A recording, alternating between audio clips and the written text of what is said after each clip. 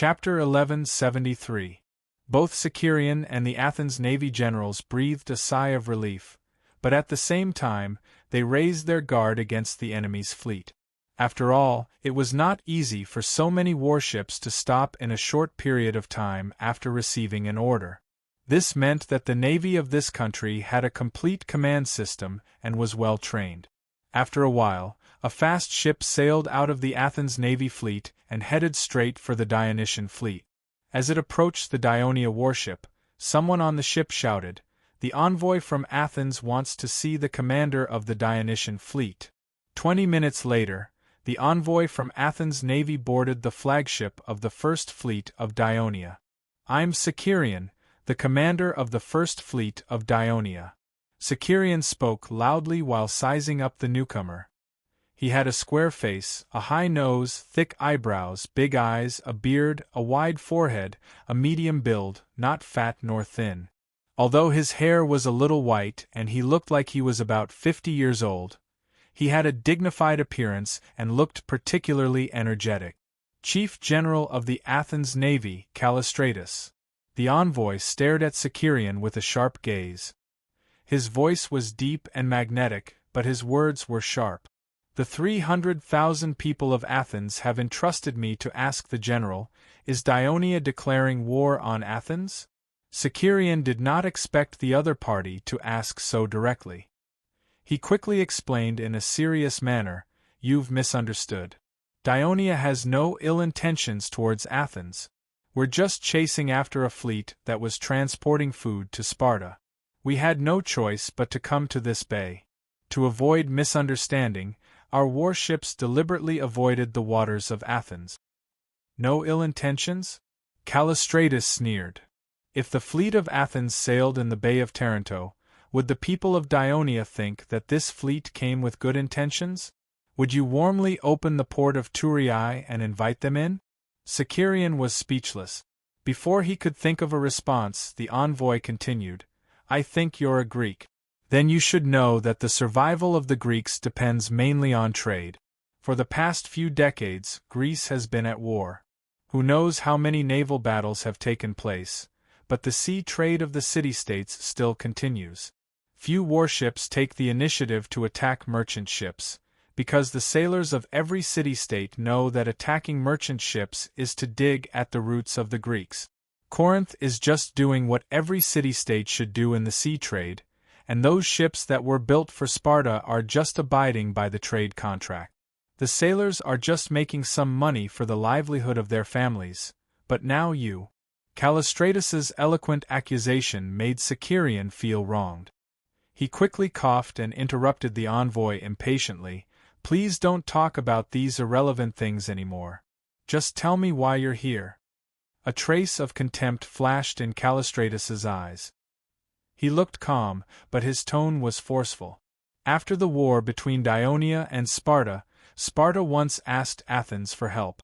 The people of Athens considered the relationship between Sparta and Thurii, so they did not agree to the request of the Spartans. I also hope that Dionia can take into account the friendly relations between Athens and not let the flames of war affect Athens, and promise that before this war is over, your warships will not appear in the Aegean Sea again." Callistratus's words were full of threats, but Sicerian was not one to be threatened. He raised his eyebrows and said in a deep voice, "Our warships will leave immediately, but if there are still fleets to transport troops and food for Sparta, we will come again." Both sides parted on bad terms. After Callistratus left on his ship, a majestic bugle sounded from the Dionia fleet.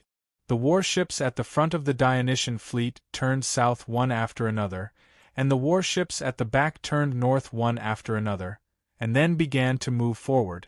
Not long after, the originally stacked fleet formed two long columns again, drawing a large circle in front of the Athens fleet, and then returned to their original route. The sailors of Athens listened to the impassioned bugle sounds coming from the front, and watched as the Dionia warships turned their hulls to face the bow of the Athens fleet, and swaggered past them. They were surprised by the boldness of the Dionia people, and at the same time, a little angry. "The Dionia people are demonstrating to us," Chabrias, the temporarily appointed commander of the Athens fleet, looked at the sea in front of him, and said with a solemn expression, "But the Dionysian fleet can change their formation so quickly even with so many warships. If we go to war with Dionia in the future, their navy will be a huge threat to Athens." At this point, he turned to look at Callistratus beside him, and with a solemn expression, he asked in a low but powerful voice, "Now is the best time to defeat this fleet. Should we launch an attack?" Callistratus shook his head. "Athens has not declared war on Dionia, and the citizens are not ready. Let's wait." Only when the entire fleet sailed out of Serone's bay did Sicerian loosen his clenched fist. He took a deep breath and said loudly, "Order the fleet to sail east, pass through Kisnos Island, and after reaching the vicinity of Delos Island, go straight south, and only return to the station when they see Crete." Yes.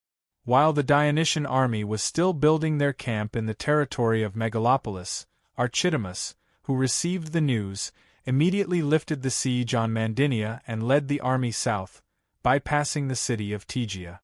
He also began building camps at the southern border with Sparta, and began to confront the Dionysian army in the west. Knowing that the siege of Mandinia had been lifted, under the advice of Printos, Clotocatax was not in a hurry to lead the army east. Instead, he patiently continued to let the soldiers fortify the camp. Although the main forces of both sides did not move, the two camps were not peaceful. Battles between scouts from both sides occurred every day, including cavalry and infantry scouts. Of course, the more professional and well-trained Dionia side had the upper hand, especially when a small team of scouts from the mountain ridge ambushed a group of about 20 Sparta mercenaries to search for food. They killed 6 people, killed 4, captured 2, and did not suffer any casualties themselves. All of this put a lot of pressure on the Sparta mercenaries. A few days later, the king of Sparta, Agesilaus, led 7,000 soldiers out of the northern part of Sparta and entered the territory of Tegea to meet up with the Sparta mercenaries. "Father, you're finally here." Archidamus personally came out of the camp to greet him. His face, which had been covered with gloom for the past few days, finally relaxed and revealed a smile. Although Agesilaus was leaning on his cane and looked a little tired, his smile was even more cheerful. "You've worked hard, Archidamus. In order to satisfy your request, I brought all the brave warriors of Sparta. Before I left, I specially went to the temple of Nina in Athens to offer sacrifices. The oracle I received was a good omen. Usually, before the war, the 2 kings of Sparta who had the right to offer sacrifices would send people to Delphi to ask for an oracle. However, now that the war is happening in the northern border, it is very dangerous to go to Delphi. Moreover, there is not enough time, so we can only offer sacrifices in the citadel of Sparta." "That's great." Archidamus looked relieved. Agesilaus looked around at the mercenary generals standing behind Archidamus and said confidently, "Actually, even without the oracle, I believe that Sparta will win this time. In the past, we, Sparta, only needed to send a few hundred warriors to join up with the allied army, and we would be able to dominate Greece. Now, not only have we, Sparta, sent out all our elites, but the army that you, Archidamus, lead is also made up of the most elite soldiers from various city-states.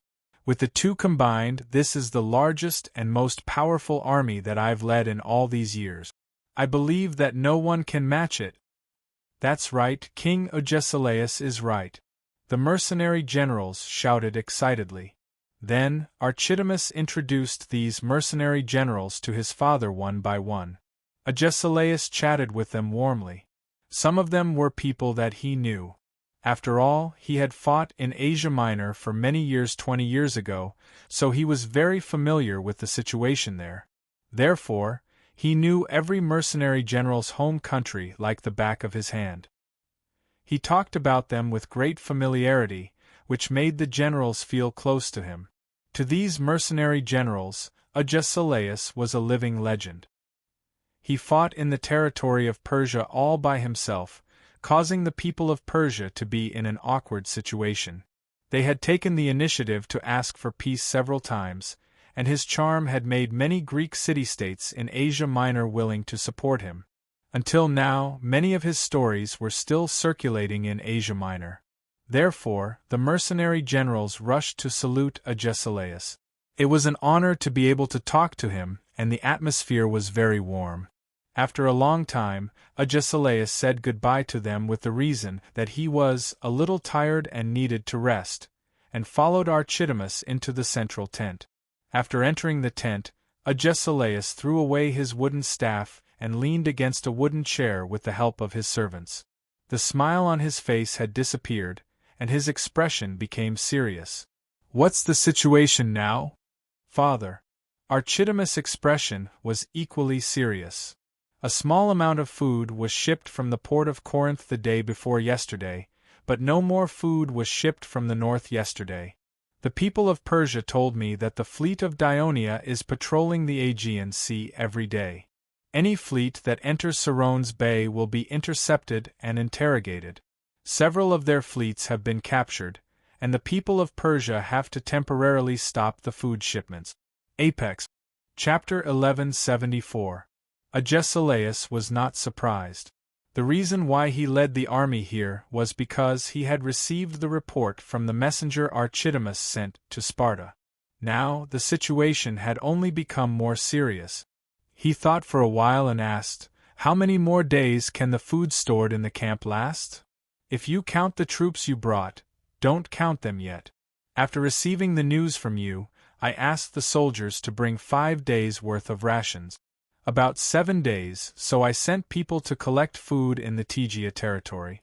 Unfortunately, the Tegea people have long hidden in the city, so we didn't get much. Immediately stop collecting food from the Tegea territory. At the same time, forbid anyone from destroying the Tegeus villages and fields, and forbid anyone from looting their houses." Agesilaus said sternly, "Father, why are you doing this? We trusted the Tegeus so much, but they betrayed us. We must punish them severely. We must let the cities of Peloponnesus know the consequences of betraying Sparta." Agesilaus looked at the confused Archidamus and sighed in his heart. His son fought bravely and was good at making friends. He had a good reputation among the Sparta people, but he had one biggest shortcoming. He was not willing to use his brain, did not do things meticulously, and did not look at the problem comprehensively. Of course, this was also a common problem among most Sparta citizens. Sparta could do this when it was strong, but when it was deserted and the enemy invaded, not only would it not be effective, it would have the opposite effect. However, Agesilaus understood his son's stubborn personality. He did not intend to use words to persuade him, but to let the facts of the future leave a deep impression on him. So he said in a tone that could not be refused, "This is an order." Although Archidamus was almost 40 years old and had led troops into battle many times, he still had respect for his old father. He did not explicitly object, but reminded him, "I'm afraid those mercenaries will not accept this order." "They will accept it," Agesilaus said with certainty. Archidamus couldn't say anything more about this issue, so he changed the topic. "Father, the elders should have met the messenger of Corinth, right? What is the decision of the censor and the council of elders regarding their proposal?" Agesilaus said unhurriedly, "Although the Corinth have always been cunning and capricious, and had once brought disaster to Sparta, I'm referring to the Corinth War, and remained neutral in the war against the Thebes, the elder council is still willing to believe Corinth's words. It's not just because the Corinth emissary said that the Dionysian fleet had ambushed their port and humiliated them greatly. They want revenge. And because Dionia has seriously damaged the interests of Corinth's people, they've been holding a grudge for a long time. Wait. Dionia damaged the interests of Corinth. What interests? Archidamus couldn't help but interrupt. Seeing the puzzled look on his son's face, Agesilaus covered his forehead with his hand, but he still patiently explained, "The fundamental interests of Sparta are in Peloponnesus, the fundamental interests of Athens are in the Aegean Sea, and the people of Corinth have been developing westward for a long time. They have many colonies in the western Mediterranean, including Caecula and Syracuse that we're familiar with. They used to be very rich by relying on trade with these colonies, but now Archidamus suddenly realized. Dionia annexed all the city-states of Great Greece, which made Corinth hate them. No wonder they agreed so easily to open the port of the eastern isthmus and allow us to transport troops and food. The messenger of Corinth said that they will unite all the city-states of Greece to fight against Dionia, and we also believe that they can do it. The people of Corinth are not good at war, but they are quite good at this aspect. When Agesilaus said this, he did not have the sarcasm of the other people of Sparta, but a bit of admiration. He still clearly remembered that when he was still a young man, the Peloponnesus War had been going on for almost 10 years, and Sparta had encountered a crisis. Not only were they defeated in both naval and land battles, but the helots in the country were also constantly defecting. Sparta's prestige was greatly reduced, and just domestic affairs alone made them anxious, let alone sending troops to war. To make matters worse, the alliance between Sparta and Argos had expired, and Argos refused to renew the contract. Instead, they formed an alliance with Athens. The Peloponnesus alliance was also facing fragmentation, especially since Mandynia and Elis had their own interests and were in conflict with Sparta. Therefore, the power of Sparta was severely weakened, and they were forced to sign the Treaty of Nicias with Athens. However, because Sparta did not strictly abide by the contract, war could break out at any time, and the people of Argos were also restless. Sparta was facing a huge crisis. At that moment, Corinth stood up and carried out a magical diplomatic operation. Not only did he stabilize the Peloponnesus alliance, but he also prevented Athens and Argos from cooperating well. Instead, there was a gap between them, allowing Sparta to overcome this difficulty and finally win the war. Agesilaus exhaled lightly, blowing away the past, and said seriously, "Dionia is a power in the western Mediterranean. It rose to power by annexing the colonial city-states of Greece for more than 20 years. To the local city-states, it's not only a little unfamiliar, but also more or less in conflict of interest. Now, this outsider has not only sent troops to run amok in the land of Peloponnesus, their fleet is also cruising freely in the Aegean Sea, which will inevitably make many city-states feel angry and threatened. Therefore, the Council of Elders believes that Corinth should be able to form a temporary alliance against Dionia." At this point, Agesilaus exhaled again and said softly, "But this alliance mentioned by Corinth, we can't count on it for the time being. Because an alliance that wants to include more than half of the city-states in Greece and form a powerful army can't be done in a short period of time. What we lack now is time, right, Father?" Based on his experience in leading troops to fight against other Greek city-states in the past few years, Agesilaus could guess the reason for this. The Council of Elders has verbally agreed to Corinth's suggestion, but we all know very well that we can't count on this non-existent alliance at this stage. But the army of Dionia is already at our doorstep, and we can't maintain such a large army for a long time because of the lack of food. Agesilaus lightly hammered his broken leg with his hand and said solemnly, "There's one thing you probably don't know. In the past 2 days, the Dionysian fleet has not only been cruising in the Aegean Sea, but some warships full of soldiers have also approached our coast many times, pretending to land again. This has put a lot of pressure on the Council of Elders. It took me a lot of effort to convince the Council of Elders and the inspectors to take the risk and send out 7,000 soldiers. Now, there are less than 1,000 young warriors left in the territory of Sparta. We mainly rely on the old people, the Pariasis, and some Heloths to defend the territory. We don't have enough troops, and there's a great danger. So what we need to do now is to defeat this Dionysian army as soon as possible and then return to defend the territory of Sparta. As long as we win this victory, we can win more support from the Persia and revive the prestige of Sparta in Peloponnesus. It can also buy us more time to wait for the Greek alliance that Corinth's people mentioned to be established and fight with them against Ionia. Then we will have a greater chance of winning." As Agesilaus spoke, his emotions gradually became agitated. However, the commander of the Dionysian army seems to be more cautious. Archidamus reminded again with some worry, "These days, the Dionia soldiers have been building their camp. They don't seem to have any intention of fighting with us in a short period of time. Maybe they want to wait for us to run out of food before attacking. Are we going to attack the camp of the Dionia?"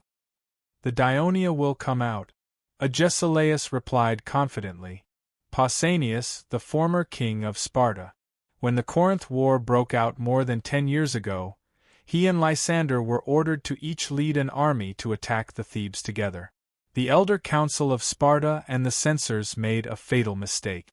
They only considered the abilities and positions of these two men when they chose their commanders, but they forgot that these two men had long regarded each other as enemies because of their opposing political ideals. As a result, Pausanias, who should have met up with Lysander's army in time, did not arrive. This caused Lysander to defend against the attack of the Thebes alone, which eventually led to a crushing defeat. The hero of Sparta also died on the battlefield. When the news reached Sparta, the people were extremely sad. Under the instigation of Lysander's supporters, they strongly demanded that Pausanias be tried. In the end, Pausanias was banished from Sparta, never to return. For a king of Sparta who loved his hometown deeply, this punishment was far crueler than death. In the end, Pausanias chose to settle in Tegea because it was very close to Sparta. Chapter 1175. So even though Pausanias was exiled due to his crimes, the Tegeans still treated him as a VIP. In the next 10 years or so, Pausanias did not waste his time. He worked hard to become a bridge between Tegea and Sparta and actively integrated into Tegea society. Not only did he befriend many Tegea counselors, but he was also elected to the Tegea Noble Council. However, due to the prolonged war with the Thebes, even the Tegea alliance, which had a close relationship with Sparta, had to provide a large amount of military rations every year.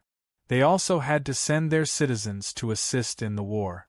Even with Pausanias' efforts to mend the gap, the Tegeans who were dissatisfied with Sparta continued to grow. So when the Sparta army suffered a crushing defeat in Leuctra, the Arcadians wanted to form an alliance and seek to break away from Sparta. Under such circumstances, many Tegeans were motivated.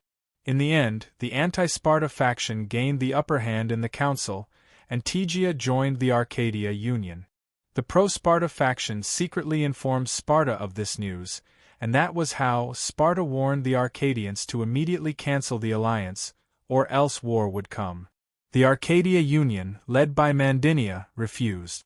Even though a conflict broke out in Tegea, Tegea still decided to follow the Arcadia Union and fight against Sparta. Seeing that the dark clouds of war were about to envelop Tegea, the Tegeans began to panic. Pausanias wanted to take this opportunity to persuade the Tegeans to return to Sparta's embrace. But in the end, the Dionia suddenly invaded Myrcenia, and the entire situation changed. Dionia. Pausanias vaguely remembered that it was a newly established city-state in Great Greece. When Phoebidas returned from his diplomatic mission to Great Greece, he spoke ill of this city-state and was ridiculed by many. As the overlord of Greece, Sparta did not even pay attention to this little colonial city-state. After Pausanias went into seclusion in Tegea, news became even more isolated, and he occasionally heard rumors. Dionia won the war with Syracuse. Dionia won the war with Carthage. At that time, he could only sigh. This city-state is quite warlike. After that, he threw it to the back of his mind and did not pay much attention to this city-state. After all, the affairs of the Western Mediterranean were still too far away for a landlocked city-state like Tegea. Pausanias was more concerned about the affairs of Peloponnesus. Now, the kingdom of the western Mediterranean had sent an army across the sea to attack Sparta, and they struck a fatal blow to Sparta. Messenia was seized, and Sparta suffered heavy losses. Then, the Arcadia Union and Ionia formed an alliance, and the anti-Sparta faction in Tegea completely gained the upper hand. Pausanias saw this, and his heart ached. At one point, he even thought of leaving Tegea, but where could he go? These days, he had locked himself in his house. On one hand, it was to prevent himself from being attacked by the anti-Sparta faction, and on the other hand, he did not want to see the terrible situation and worry himself. One night, after dinner, Pausanias was taking a stroll in the courtyard to digest his food. A servant rushed to him and reported, "Master, there is someone outside asking to see you." "Who is it?" "He said he is an old friend of yours, but his attire is a little mysterious." Puzzled, Pausanias personally came to the door. There were two people standing outside the door. A slave was supporting another hooded man. "What do you want?" Pausanias asked coldly. His eyes widened as he tried to see the face of the hooded man. The man said, "Pausanias, I haven't seen you for more than 10 years. You have grown old." "You are?" The voice was both familiar and strange, and Pausanias could not remember who it was. The man suddenly lifted his hood, and Pausanias was shocked. "Agesilaus, why are you here? If you shout any louder, my life will be over," Agesilaus reminded half-jokingly. Pausanias immediately came to his senses and quickly looked at the street outside the door. Fortunately, it was quiet and no one was around. He quickly welcomed the two into the house, closed the door, and said in a low voice, "Agesilaus, you are the king of Sparta, the commander of the Sparta army. During the war, you ignored the army and risked your life to sneak here. Do you think Tegea is still the Tegea of the past? It is very dangerous here. If you are discovered and captured, it will be a huge blow to the Sparta army. Can they still win against the Ionia people?" Pausanias looked distressed. His words were full of reprimand, as if he was still the king of Sparta. Agesilaus, however, laughed. "Although you have left Sparta for more than 10 years, you are still a citizen of Sparta." "I don't have time to chat with you now," Pausanias said with a serious expression. "Get out of the city now. If the people who arranged for you to enter the city dare not help anymore, I will arrange it for you." Agesilaus stopped smiling and looked at the old king. With an extremely solemn expression, he replied in a low voice, "I sneaked into Tegea to save Sparta. Only by making Tegea completely under Sparta's control can we have a chance to win against the Dionysian army. Otherwise, Sparta will cease to exist." Pausanias was stunned, and then asked with concern, "Is the situation in Sparta serious now?" "Very serious." Agesilaus immediately told him the difficulties and dangers faced by the Sparta army. Pausanias was stunned for a long time. When worry crawled all over his wrinkled face, he let out a long sigh. Now that the anti-Sparta faction in Tegea has a clear upper hand, it will be difficult to make Tegea become an ally of Sparta in a short period of time. "As long as we have your help, we can do it," Agesilaus answered confidently, and then he revealed his plan. After listening, Pausanias's expression changed. He thought of the disaster that the Tegeans who had a good relationship with him were about to face, and could not help but say, "Isn't this too cruel? If we don't do this, the fate that Sparta will face will be even more tragic than this," Agesilaus said in a heavy tone. Pausanias was silent for a moment, then said with a determined expression, "You wait here. I will now hurry up and contact all the most trustworthy Tegea counselors who are closest to Sparta." "Pausanias!" Agesilaus stopped him, and said with a solemn expression, "I believe that after we defeat the Dionysian army, the Council of Elders, the censors, and the people will forgive the mistakes you have committed."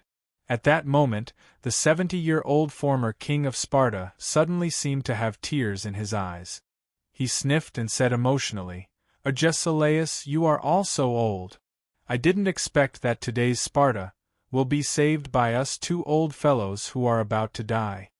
Ever since the siege of Mandinia was resolved, the Dionysian army had been staying in the camp.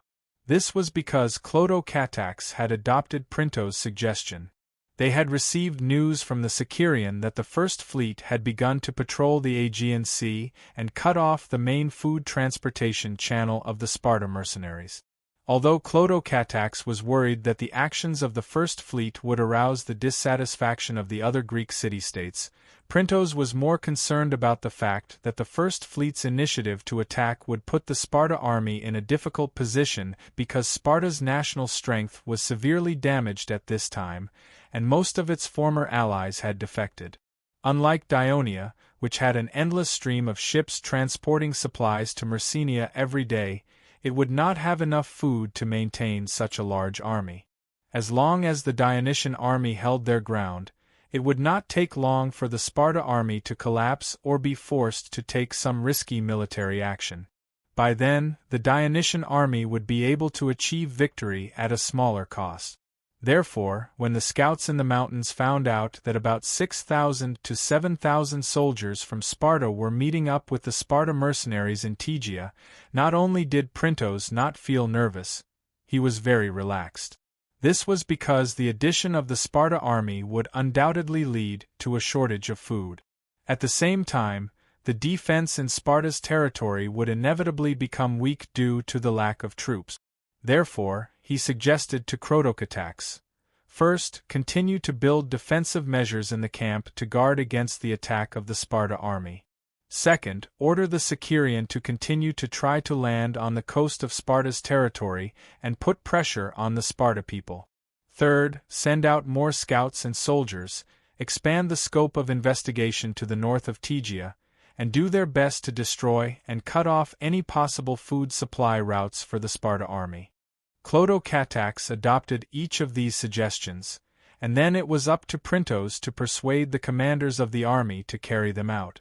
Half a day later, Clotocatax received a messenger from the Thebes. The news from the messenger not only shocked Clotocatax, but also made Printos' mood sour. Delphi, the priests of Olympia, and Corinth's people were running around, planning to form a Greek city-state alliance to fight against Dionia. Whether it was Clotocatax or Printos, from the day they set foot on the land of Peloponnesus, everything went smoothly.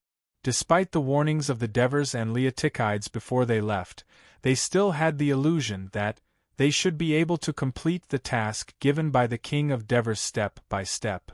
If it were not for the reminder of the Thebes, they would never have thought that the arrival of the Dionysian army would cause such a strong resistance in the Greek Holy Land, and that the Dionysian army was ready to drown them in a monstrous wave.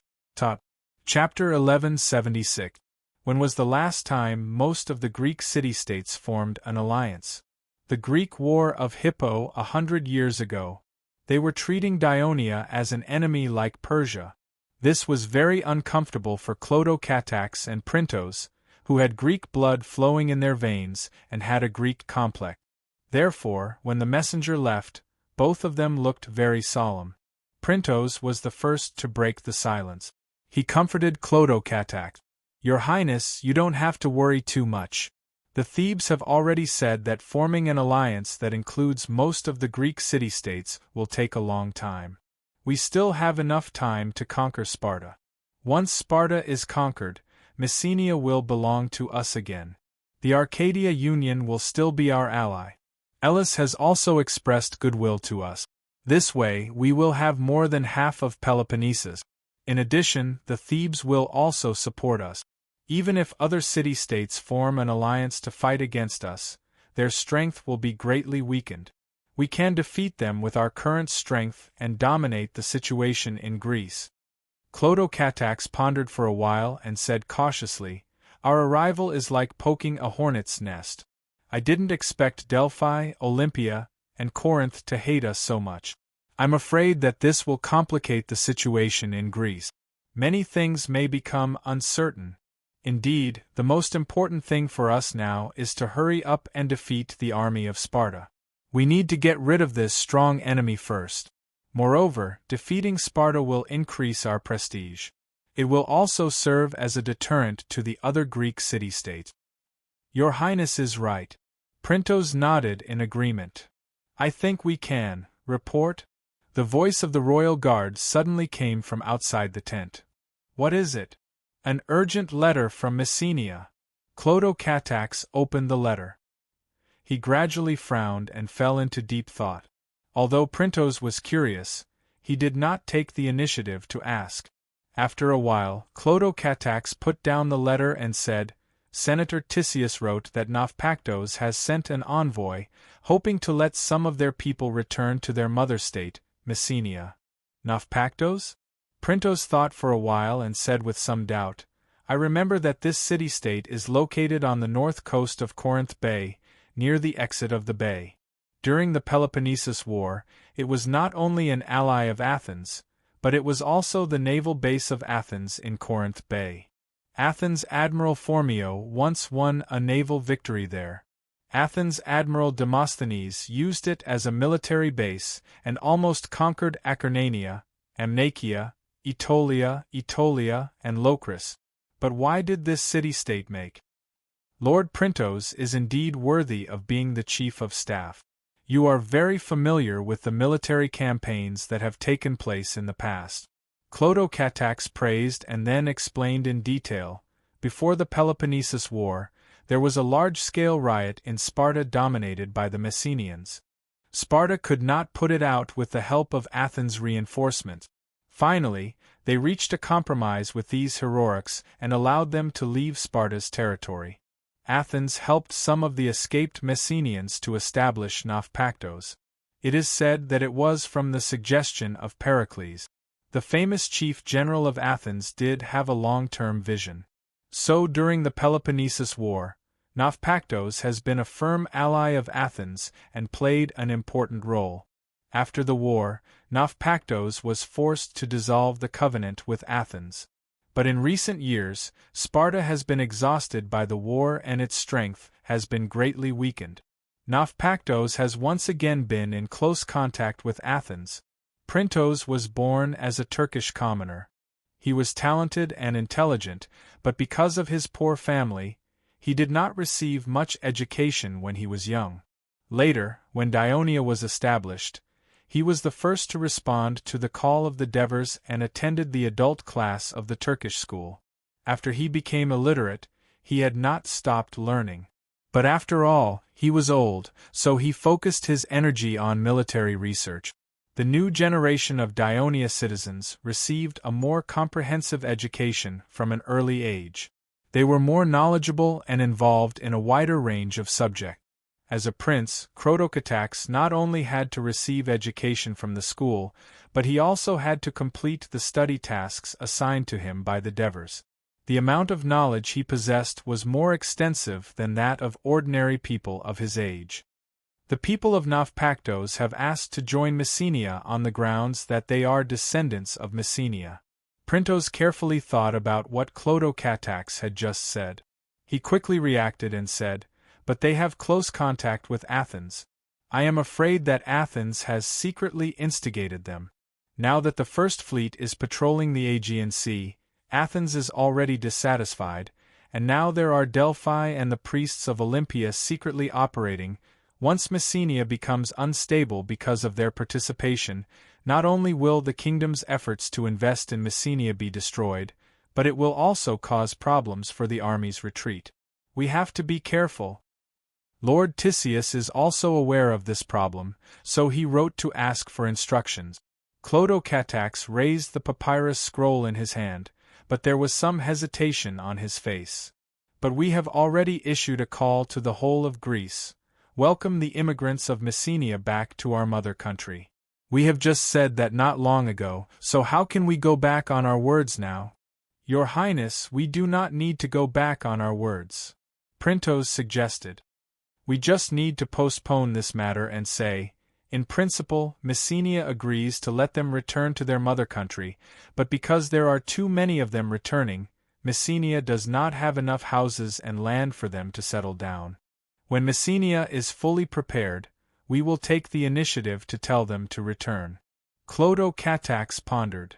You mean, after we defeat Sparta and stabilize the situation in Peloponnesus, we will agree to the request of the people of Naupactos? Even after we have taken control of the situation in Greece, we can inform Naupactos. After all, Messenia is under our control, so the timing is up to us. Anyway, we did not go back on our word. Clodocatax nodded and picked up a pen and paper. He deliberated for a while and prepared to write a reply. At this time, a guard outside the tent came to report. Your Highness, the officer in charge of patrolling the West Gate, has brought a man from Elis. He has very important news to tell you. Elis? Clodocatax was curious and puzzled.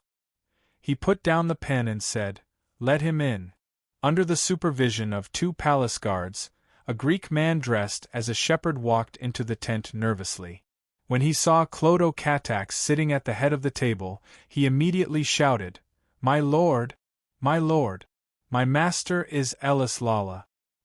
He wrote a letter and asked me to hand it to the commander of the Dionysian army. I took the letter, but I was afraid of being discovered, so I did not dare to take the main road. I ran for 2 days on the mountain roads and did not eat much. I am so tired. Don't talk nonsense. Quickly take out the letter, Printos said in a deep voice.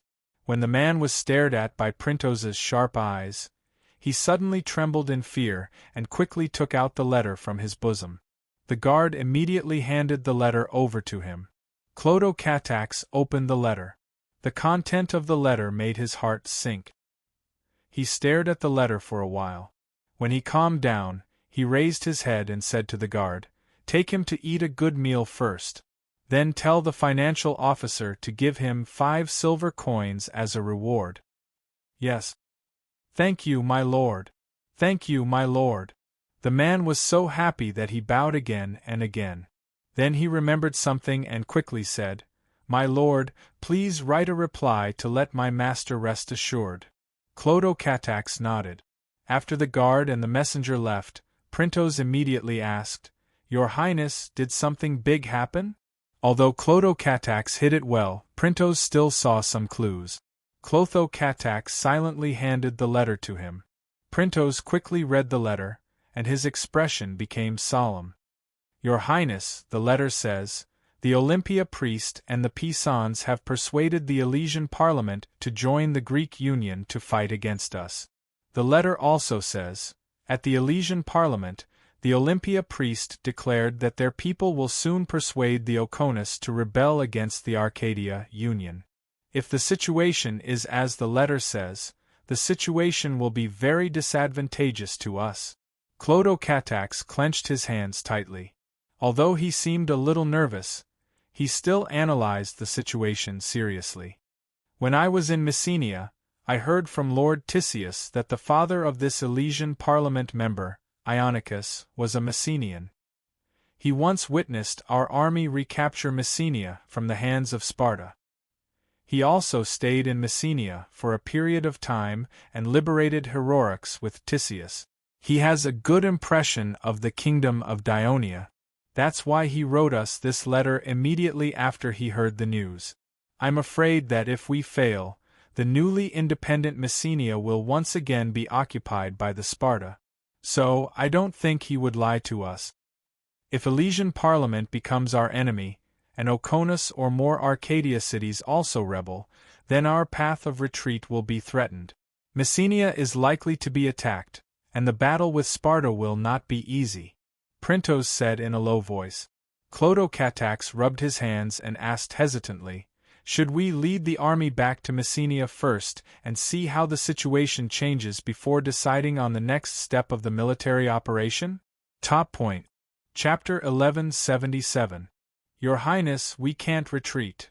Printos immediately objected. Now that the Sparta army is about to engage us in battle, if we retreat now, not only will the soldiers complain, but our previous efforts will also be in vain. The Sparta army will be able to catch a breather, and the other Greek city-states will look down on us. They might even form an alliance with the Sparta people and fight against us together. If that happens, it will be even more difficult for us to defeat the Sparta army. Not only can we not retreat now, but we should also speed up our attack on the Sparta army before the Greek city-states are ready. As long as we can defeat the Sparta army, the situation will become favorable to us. After all, this was Clodocatax's first time leading an army, and he lacked experience.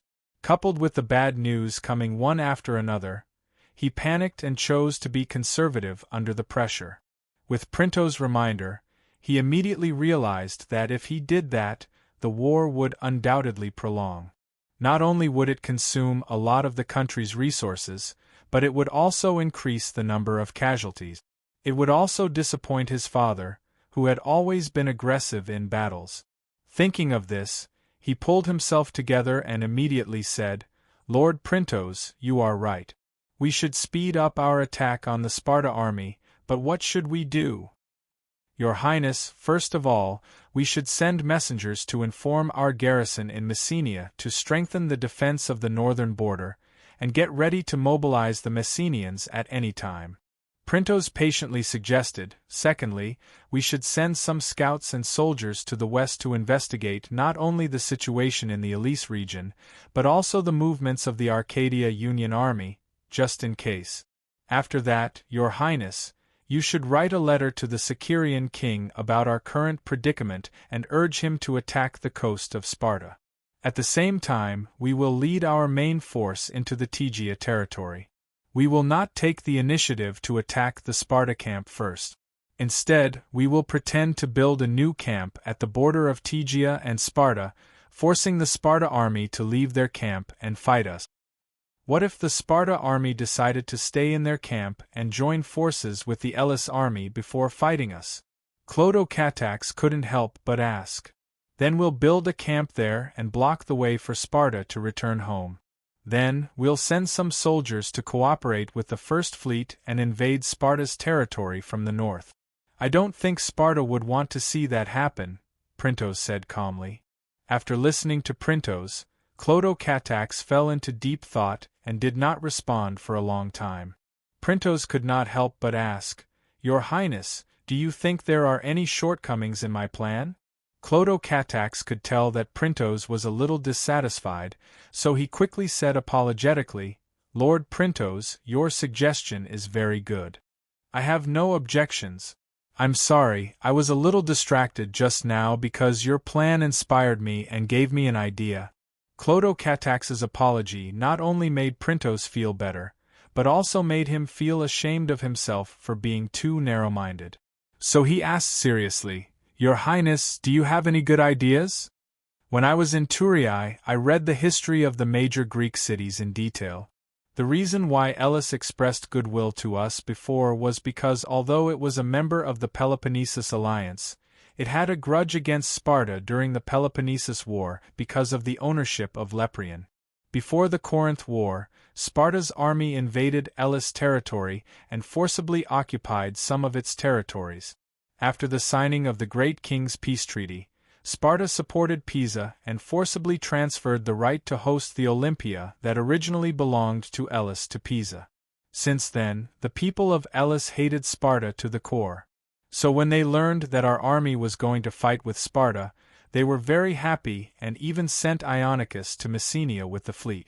Now, the reason why Elis agreed to join the Greek alliance against us is probably because Pisa voluntarily surrendered to it, giving it the opportunity to completely unify the western region of Peloponnesus. But it forgot that if we were really defeated and withdrew from Peloponnesus, once Sparta regained its strength, it would still compete with it for the dominance of the western region. So, we should send a diplomat, Chaereas, to Elis and make a promise to them. We don't necessarily need Elis to support us, but as long as Elis can remain neutral, Dionia will support Elis to become the leader of the western region of Peloponnesus. Even if the people of Elis don't agree to our proposal in the end, they will hesitate and argue, which will delay the military mobilization against us. What do you think, Sir Printos?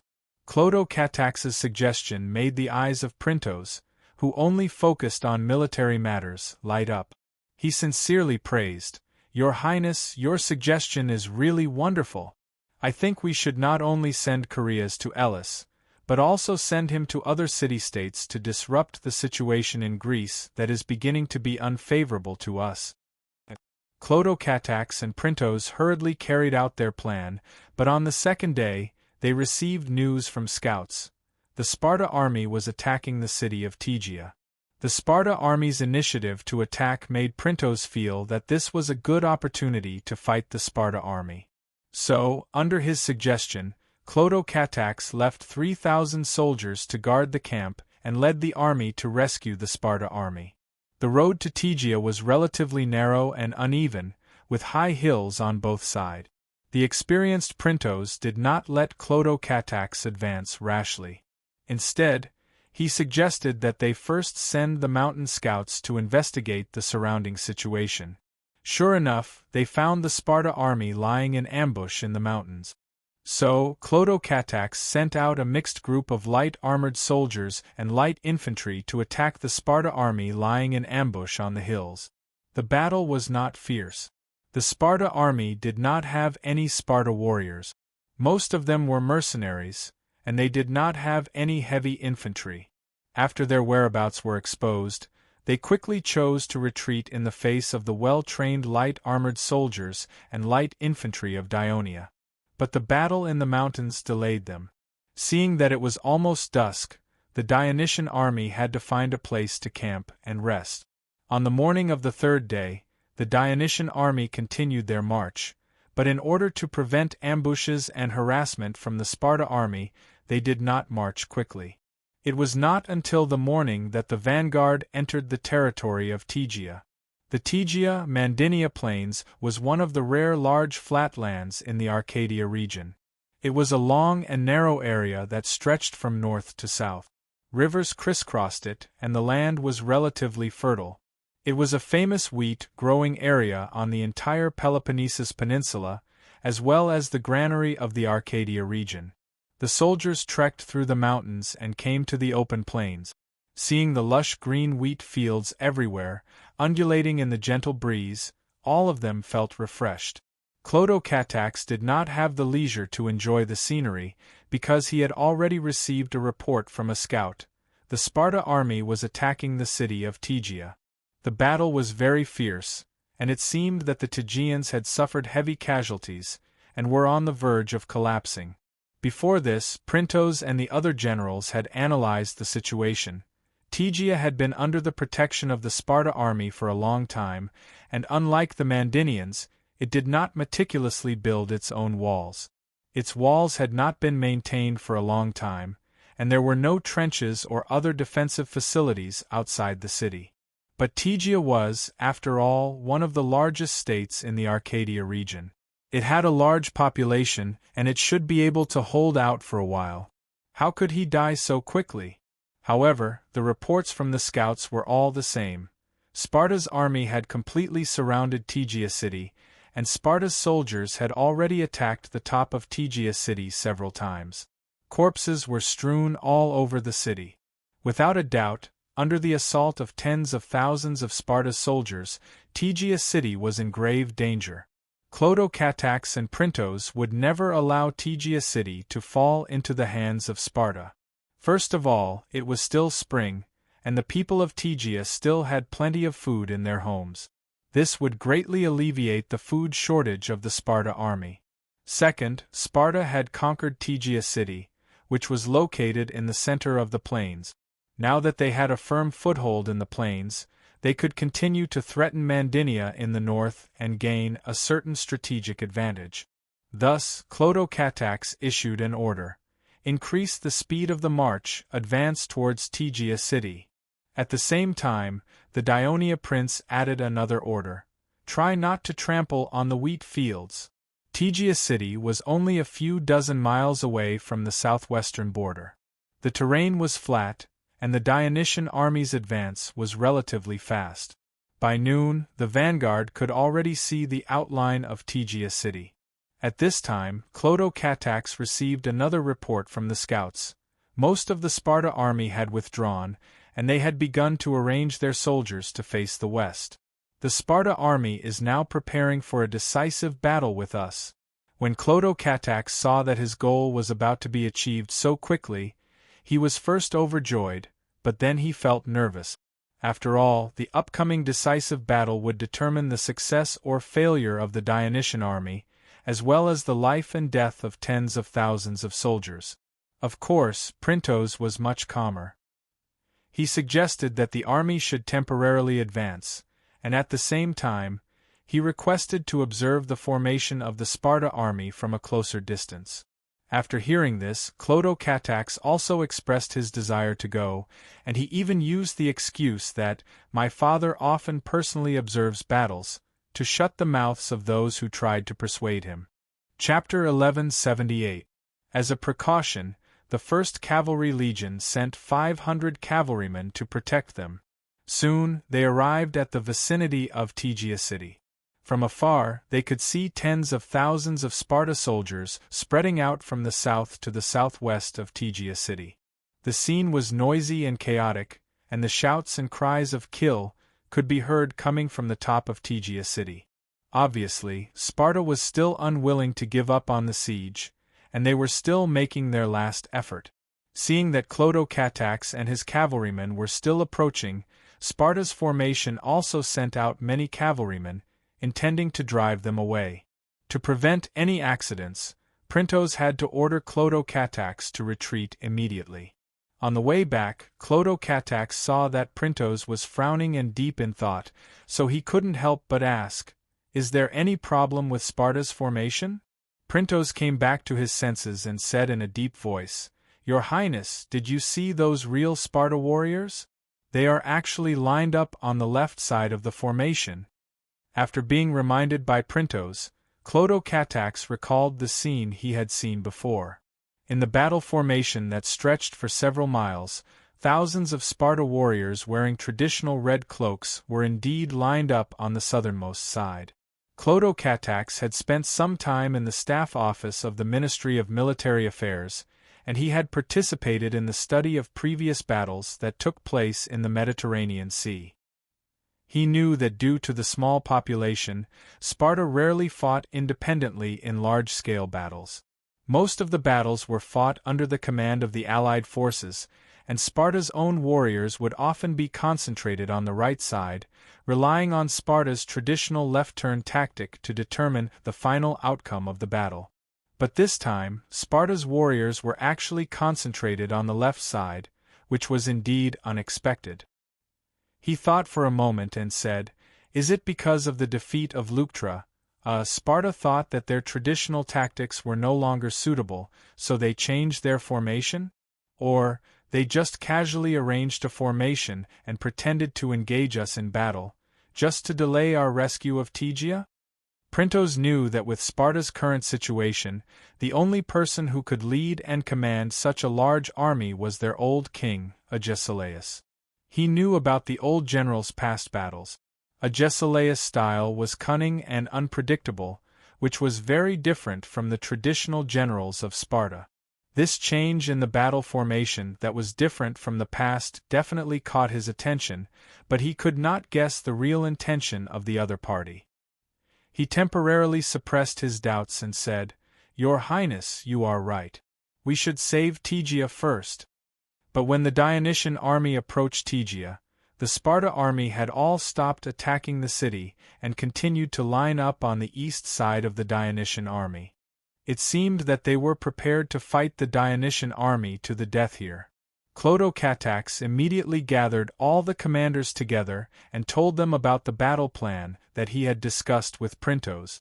"Your Highness, our first legion is the strongest, but you arranged us to the left wing and let Legio IV to the right wing to fight against the Sparta warriors. I think this is a little unreasonable." Tessus objected. "I think it's reasonable. Legio IV is completely capable of defeating the Sparta army in the front and establishing victory for the entire battle." Not only did Olivers refute loudly, but he also acted like a veteran. "Tessus, I couldn't tell. You've just become a commander and you're already looking down on us." "Sir Olivers, how would I dare?" Tessus complained but did not back down. I'm just saying the truth for the sake of victory." Seeing this, Clodocatax hurriedly stepped forward and advised, "Stop fighting, both of you. I believe that Legio IV's combat strength can completely resist and even defeat the Sparta army's attack, but the key to victory lies on our left wing.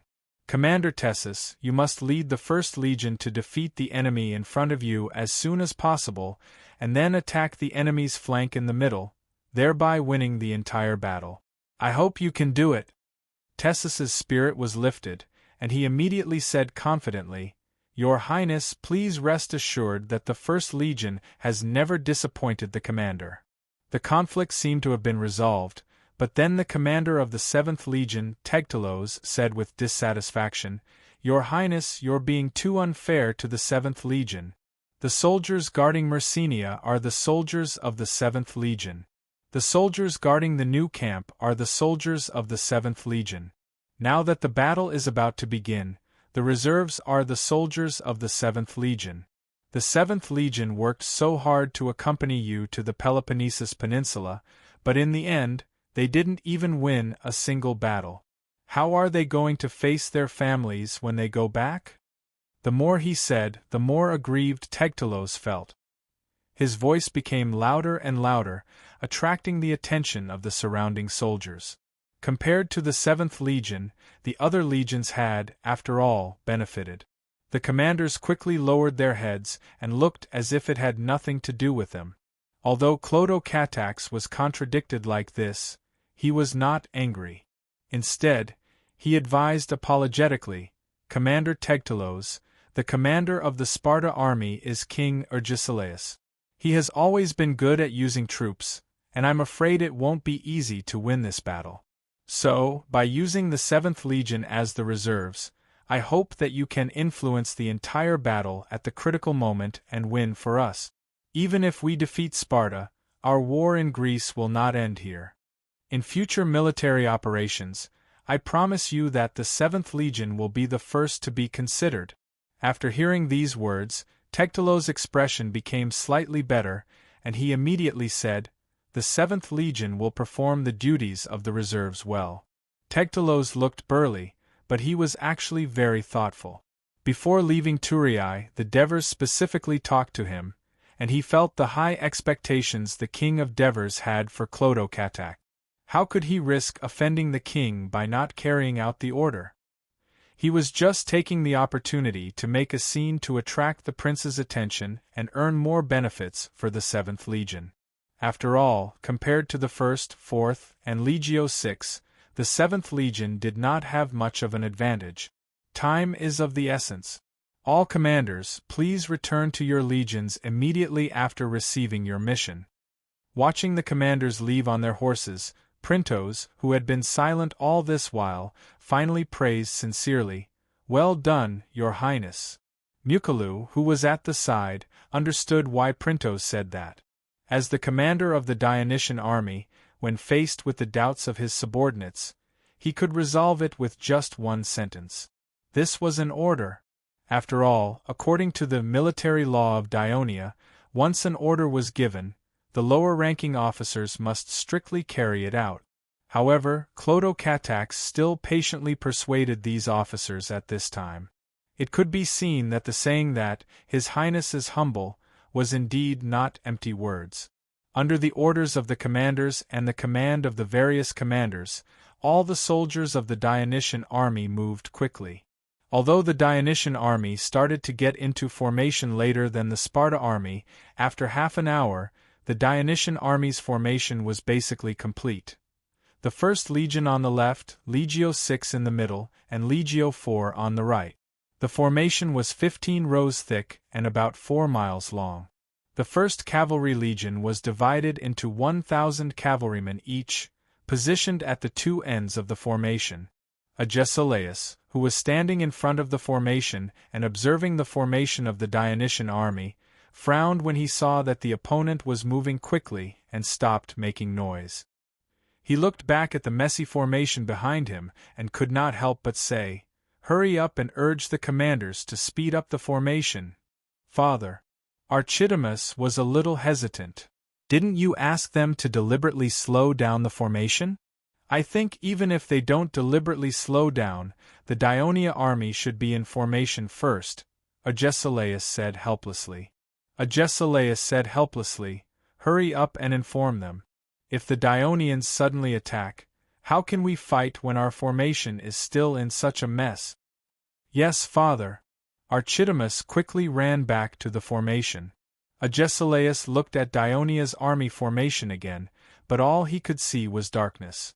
After looking at it for a while, he still couldn't tell where the advantage of the Dionia army was. Instead, he felt his eyes turning sour. He had no choice but to give up observing the enemy's formation. He held his cane and slowly walked back to the back of the army formation under the protection of the guards. The sun had begun to move towards the west, and the warm sunlight shone on the Tegea plains. On the east side was the dazzling Sparta army's formation that was 4 miles long, while on the west side was the pitch-black Dionia army's formation that was also 4 miles long. The two armies were separated by 3 miles, and both were surrounded by green wheat fields.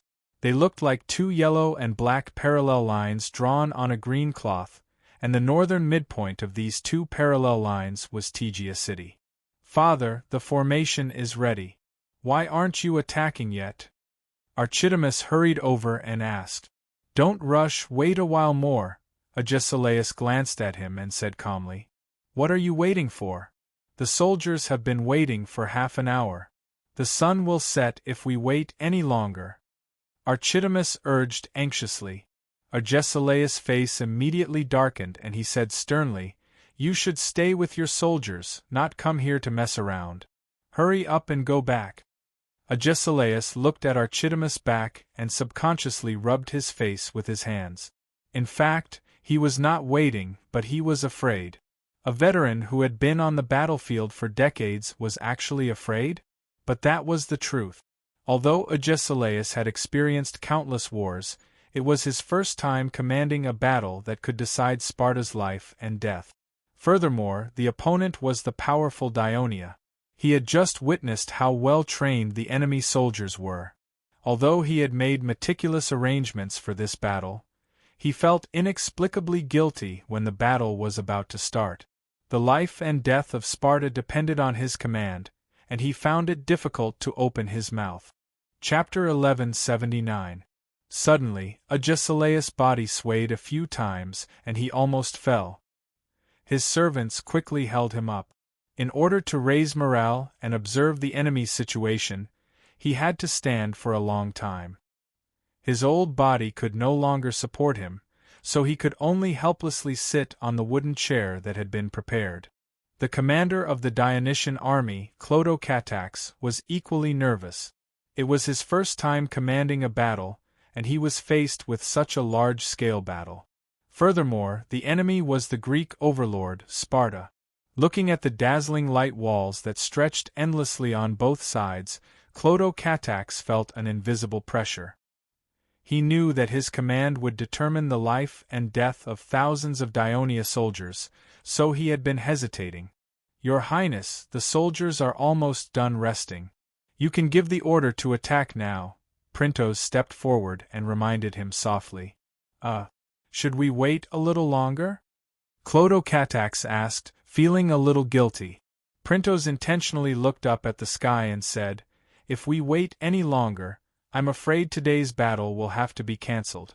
If we miss this opportunity, I don't know when we'll be able to capture the Sparta army again. The situation will become more and more unfavorable for us. Printos' words caused Clotocatax's expression to change. He was silent for a moment, then clenched his teeth and said, Then let's attack. Woo! Woo! The sonorous sound of the bugle echoed in the west side of the Tegea plains. The various military flags that were originally raised high in the formation pointed to the east at the same time the bugle sounded. Advance! Just like the other team officers, Marquez gave the order to his team of soldiers. The group of soldiers shouted excitedly, pulled out the shields that were stuck in the mud, and carried them on their back. In order to save the soldiers' strength and make it easier to march, The weapons merchant added a long strip of cloth to the inside of the shields according to the requirements of the Ministry of Military Affairs. With it, the soldiers could carry the shields on their shoulders. They held spears and javelins in their hands, and moved forward steadily with the other groups of soldiers. The battle was about to begin, and Marquez was a little excited. However, he was not as excited as his Greek soldiers. He knew that they were eager to defeat the Sparta warriors who had dominated Greece for decades. They wanted to prove that the Greek citizens of the Kingdom of Dionia were the strongest warriors in the Greek world. Therefore, Marquez was not worried about the morale of his soldiers at all. The Dionia have begun their attack.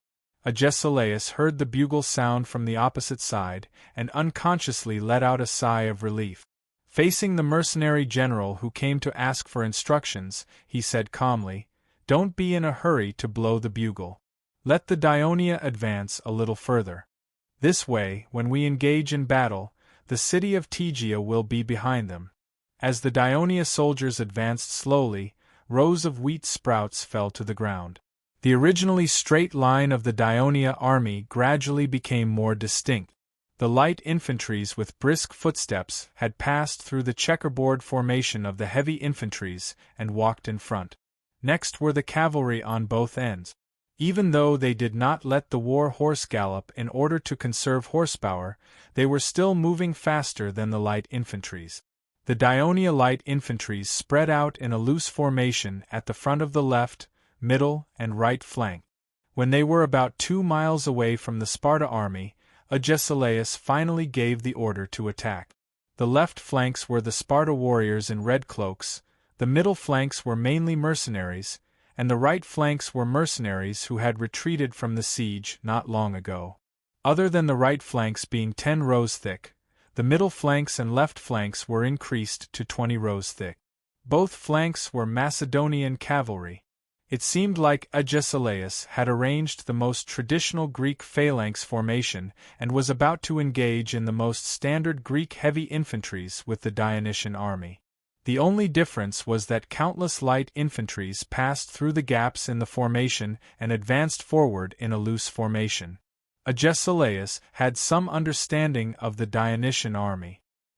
He knew that the Dionysian army was good at using light infantries to attack first to disrupt the enemy's formation. That was why he had specially instructed the mercenary general to recruit more light infantries in order to counter and weaken the Dionia light infantries during the battle. "What did you say? The enemy has a lot of stone throwers." Clodocatax was surprised after listening to the scout's report. "Yes, Your Highness. The enemy threw a large number of flying stones at our light infantries from afar, causing some soldiers to be injured. I think the Sparta people might have recruited some stone throwers from Rhodes." Advisor Muculu made his conjecture and sighed regretfully. "It's a pity that the original stone throwers in our first corps have all retired. Damn it! I should have asked my father to send some Bali people." Clodocatax was filled with regret. After the southern part of Iberia was incorporated into the Kingdom of Dionia, the Bali Islands naturally submitted to Dionia. The Devers allowed them to govern themselves and generously promised to solve their food shortage problem. However, they also made a request. If the war required, the Bali Islands must provide no less than 2,000 stone throwers. "Don't worry, Your Highness. The Spartans' light infantry is a temporary patchwork, and they are not as well trained as our soldiers. They are just taking advantage of the distance advantage. I think our light infantry will soon give them a taste of suffering," Printhos consoled. Clodocatax was skeptical, but at least he felt a little relieved. Not long after the light infantries of both sides fought, the cavalry of both sides also began to speed up. Although the tall wheat sprouts hindered the war horses to a certain extent, the cavalry had no time to think too much at this time. Soon, the cavalry of both sides collided. At both ends of the formation were 1,000 Dionia cavalry versus 750 Macedonian cavalry. Although the Dionia cavalry had the advantage in numbers, the Macedonian cavalry was as famous as the Thessaly cavalry in Greece. They were not weak in terms of horsemanship, fighting spirit, and combat effectiveness. Although the 1st Cavalry Legion was the first in name, it was different from the Infantry Legion. Its combat effectiveness could not be the best among the other legions. Even the newly established 5th Cavalry Legion, 6th Cavalry Legion, and 7th Cavalry Legion were stronger than it. The 5th Cavalry Legion was located in Iberia, and its main soldiers were from the conquered Lusitanian cavalry. The 6th Cavalry Legion was located in the Po River area, and its soldiers were all Gallic cavalry. As for the 7th Cavalry Legion, it was located in Hadrumetum, but it usually did not have a fixed number of personnel. Instead, it required the tribes of West Namibia to provide 3,000 to 4,000 cavalry when needed. It was the only light cavalry legion in the kingdom and the largest cavalry legion. Therefore, Cutius, who took office the year before last, felt the pressure and increased the intensity of the cavalry training. Leds could no longer ride for a long time due to his age and injuries, so he chose to retire. At this time, the outcome of the cavalry battle could not be determined in a short period of time. When the news reached the command center at the rear of the Dionia army, in order to prevent Clodo Catax from worrying again, Printos took the initiative to say, the reason why His Majesty did not send too many cavalry back then was because he considered that Peloponnesus had many mountains and few plains, so there was not much room for the cavalry to play. Moreover, the army was already consuming a lot of food for the expedition across the sea, and the cavalry consumed even more food. The Greek cavalry was not strong to begin with, so only one cavalry legion was sent. It is not our main force for victory. The main force for victory is our infantry legion. Clodo and Catax looked forward with expectation. As the entire army continued to move forward, the dust that was stirred up had already begun to pervade the air, blurring the line of sight. On the contrary, the screams continued to be heard, becoming clearer and clearer. The Dionia light infantry, who had suffered some minor losses, sped up and shortened the distance between them and the enemy. Then, the archers used their superb shooting skills that they had trained hard for many years to attack the enemy. The Cretan archers could only barely hold their ground. The javelins took the opportunity to rush forward, closing the distance to within 30 meters. They threw their javelins, but they were counterattacked by the large number of Thracian light shieldmen. Compared to the total number of Dionic light infantries, the 7th Legion's light infantries were left behind in the camp. The Spartan alliance had more than twice the number of light infantries. Although the individual units were not weak, they were put together at the last minute. Not only did they lack tacit cooperation, but they also often hindered each other from time to time. Moreover, they lacked experience in large-scale battles with light infantries. That was why the Dionic light infantries, which had fewer numbers, had the upper hand by relying on their nimble movements and skilled tactical cooperation.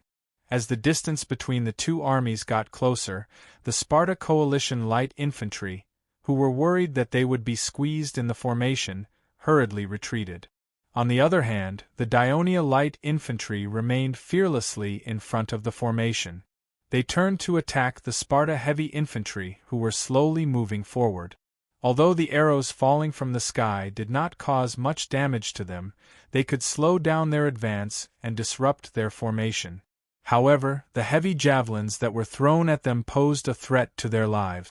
The mercenary heavy infantry in front of the formation could not dodge the javelins.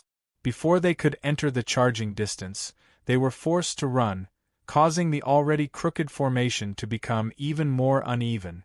The Dionia light infantry quickly withdrew from the gaps in the chessboard formation at the back.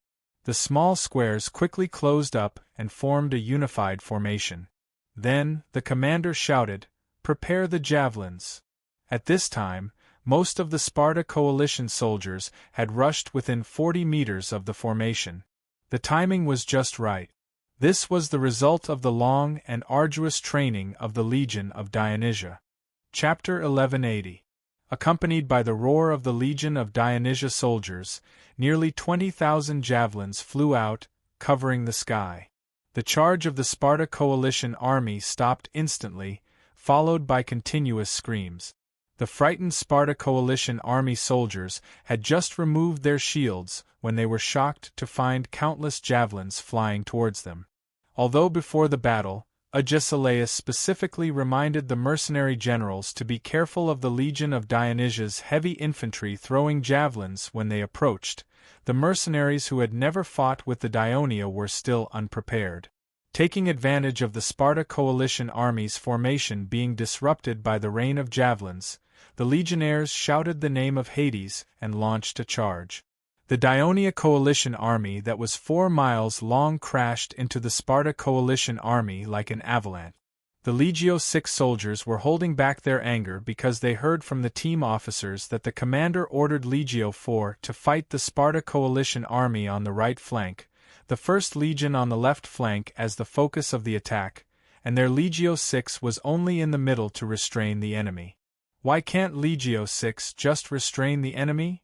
The soldiers swore to let the young prince see the power of Legio 6, so they roared and concentrated all their strength on the long shield in their left hand, slamming hard into the enemy who was trying to restore their formation. The javelins in their right hand passed through the gap like lightning, accurately piercing the enemy hiding behind the shield. The Legio 6 soldiers attacked with all their might from the beginning, causing the Sparta coalition army in the middle to be even more disorganized due to the javelin attack. The Legio 4 soldiers held back in their charge because their opponent was the famous Sparta coalition army, so they had to be on guard. However, when the Spartans charged forward and started fighting, they realized that the Spartans' counterattack wasn't sharp. Under the fierce attacks of the soldiers, the Spartans seemed to be in a passive position. Although this made the soldiers heave a sigh of relief, they also felt a little disappointed. On the left flank, the 1st Legion army shouldered the heavy responsibility of winning the battle, and also attacked with all their might. However, the mercenaries who had just been attacked by the rain of javelins tacitly retreated slowly, greatly reducing the charge of the 1st Legion army.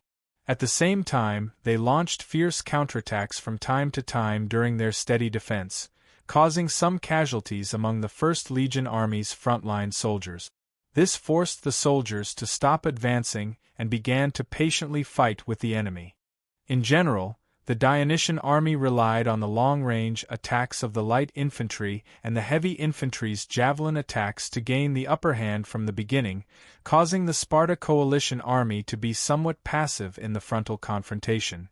However, Agesilaus had expected this before the battle, so he thickened the columns of the left and middle armies, relying on a stronger pushing force to resist the impact of the 1st Legion army, and gradually stabilized the situation of the battle. When the battle between the two armies returned to a stalemate, the scouts rushed back to the command center and reported to Clotocatax that the cavalry on both sides had defeated the Sparta coalition army's cavalry and were pursuing them. Clotocatax's nervous face finally revealed a trace of a smile. Although he knew that even if the cavalry won, the small number of cavalry wouldn't be able to play a big role in a war with tens of thousands of people, but it was still a good sign. He was about to say something to Printos to ease the tension in his heart when he suddenly heard the faint sound of a bugle horn. He was stunned for a moment, thinking that he had heard it wrong. However, the sound of the bugle continued and became clearer. He subconsciously looked around at the battlefield that was filled with the morning fog, and for a moment, he could not identify the source of the sound. At this moment, Printos had already given an order to Mukru with a serious expression: "This is not our bugle. Immediately send out a few strategists to investigate the surroundings, and find out the source of the bugle as soon as possible." Yes. Mukru also realized the severity of the problem, and immediately rushed to carry out the mission. "Sir Printos, could it be that Sparta's reinforcements are here?" Clotocatax asked worriedly. Printos turned around and pointed to the back and calmly comforted him. "Your Highness, don't worry. Even if Sparta's reinforcements are here, we can still defeat them." Behind and on both sides of the command center, there was also a relatively large square formation. Not only were there 3,000 heavy infantry from the 7th Legion, there were also 3 light armor brigades and a mountain reconnaissance brigade from other legions, totaling 7,000 people. Printos had used a quarter of the entire army as reserve. This decision was indeed a little too bold, but now it gave Clodo Katax confidence. Not long after the strategists set out, a scout returned. "Sir Commander, there are about 400 to 500 soldiers rushing out of Tegia City, and they have been blowing their bugles and advancing towards the battlefield." It's the bugle of the Tegians, Clodo Katax suddenly realized. We saved Tegia, but the Tegians didn't send anyone out to express their gratitude. It's been a while since the battle started, and they only sent their troops out now. Mukru complained softly. The Tegians were attacked by the Sparta army before, and they probably suffered a lot of losses. With such a large-scale battle happening right at their doorstep, it's understandable for them to be vigilant. Clodo Katax explained for the sake of the Tegians.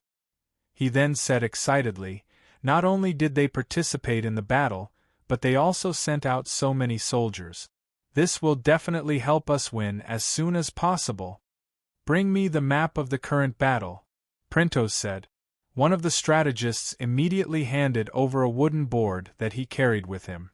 On it was a simple map of the battlefield that was drawn based on the information that Zhen Qi had gathered. Printos took a look at it, and his expression immediately darkened.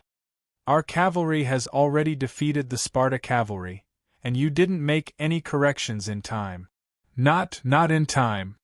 Information on the battlefield changes rapidly. If you're slow once, you'll be slow every time. How can you provide good support to the commander?" Printos reprimanded. "My lord, I was wrong. I'll correct it immediately." The strategist lowered his head in shame and wanted to take the wooden board back. However, Printos didn't give it to him immediately. Instead, he took the wooden board and asked the scout in a low voice, "Where are the Tegean army?" The scouts of Dionia had been specially trained. Not only were they good at riding, they had a strong sense of direction, sharp eyes, and were good at observing and estimating the number of troops. They were also good at recognizing and drawing maps. So, he only glanced at the wooden board for a moment before he pressed his finger on it without hesitation. "They're here." Printos focused his eyes and saw that the Tegean army was behind the left wing of the Dionia army, and not far south of Tegia City. "Your Highness, we should immediately send someone to inform the Tegeans and have them circle around the rear of the Sparta army and attack the right wing of Sparta," Printos suggested to Clodo Katax while gesturing on the wooden board. Clodo Katax immediately understood. He looked around and said, "In order to show respect to the Tegia people, Mukalu, I'll have to trouble you to make a trip there." "Yes, my lord." "Wait. Let the guide from Mandinia, Calasinos, go with you. It'll be easier to communicate with the Tegeans this way." It should be said that Clodo Katax was very thoughtful. Mukru accepted the order and left. Printos looked to the north thoughtfully. Due to the dust blocking his vision, he couldn't see the Tegean army that was 2 miles away.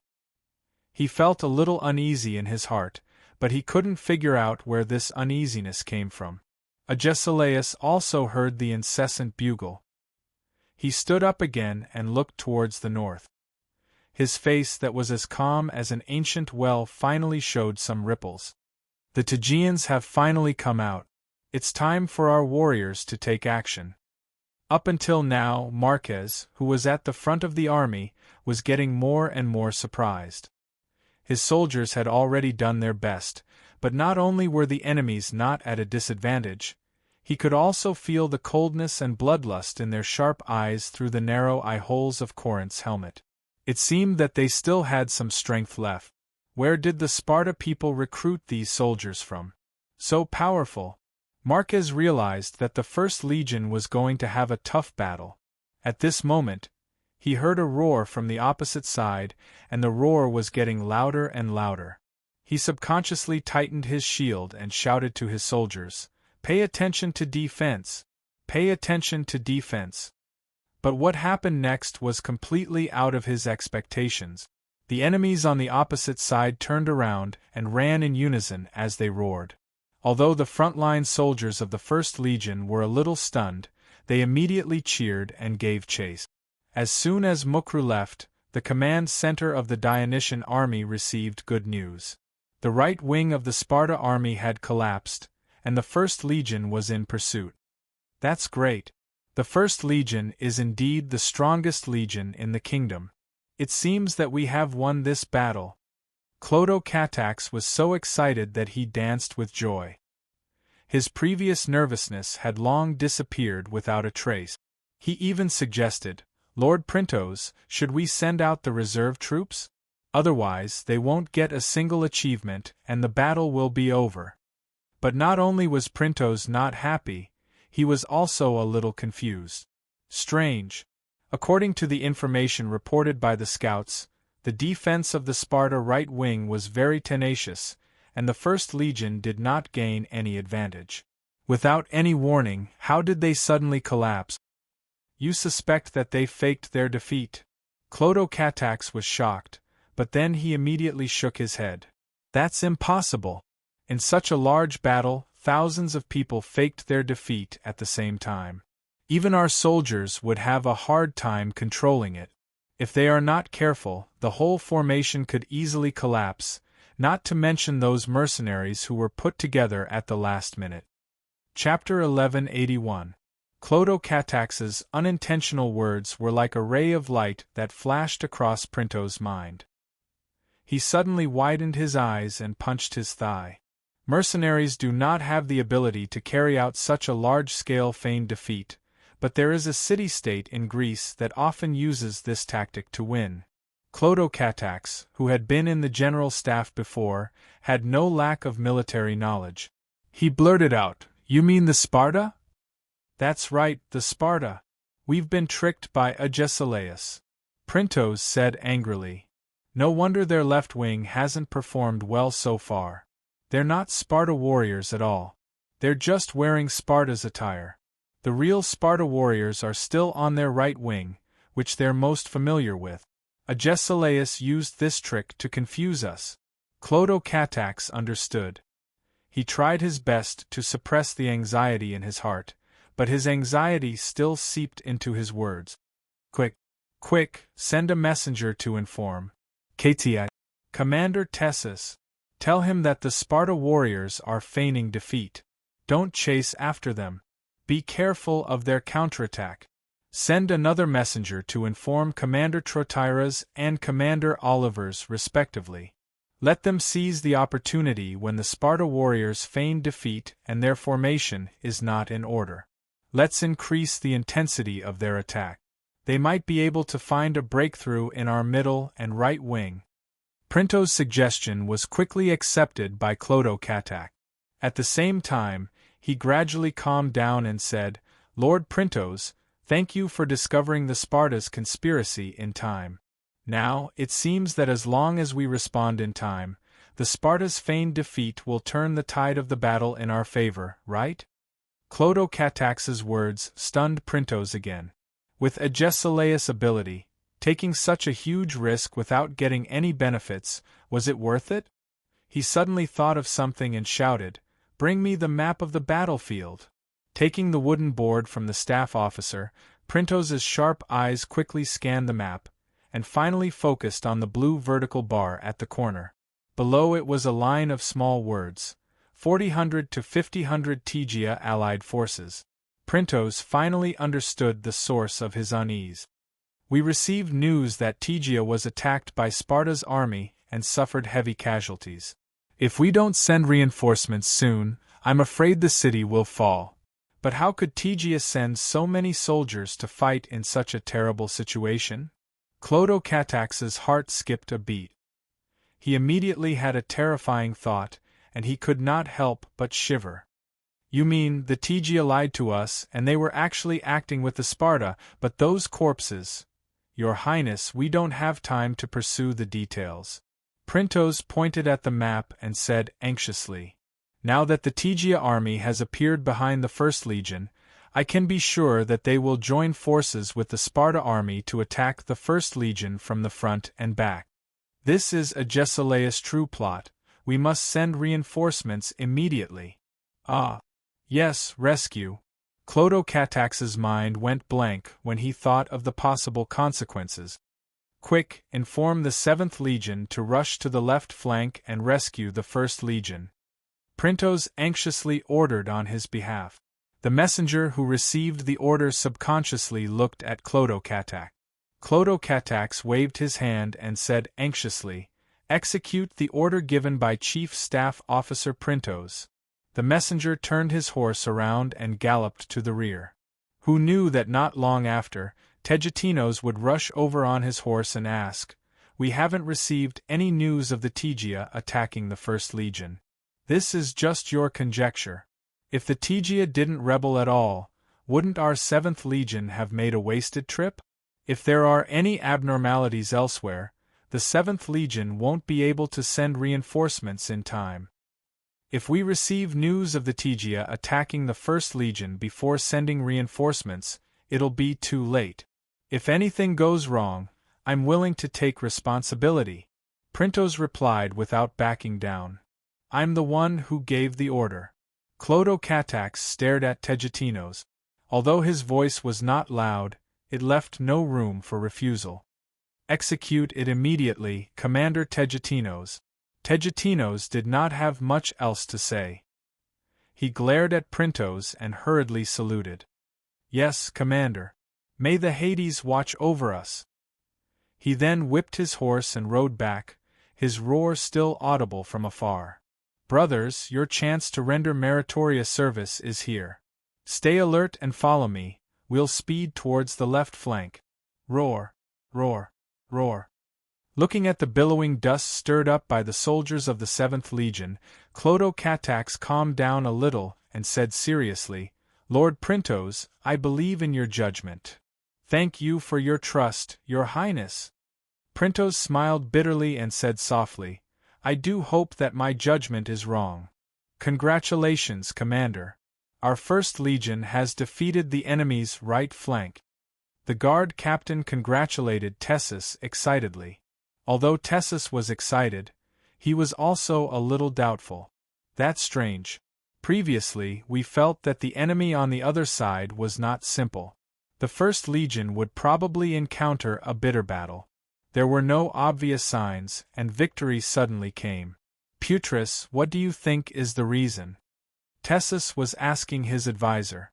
Corps Commander, I think we should inform the companies not to chase after the defeated enemy.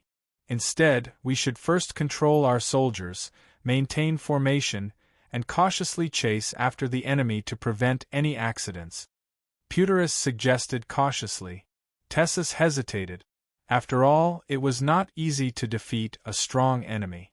If they did not take advantage of the victory and instead slowed down the pace of the pursuit, it would give the defeated enemy a chance to breathe, and the previous battle would be in vain. At this moment, the scouts of the 1st Legion hurried over to report, reporting to Commander, the Tegia army is quickly approaching us. These shameless Tegians.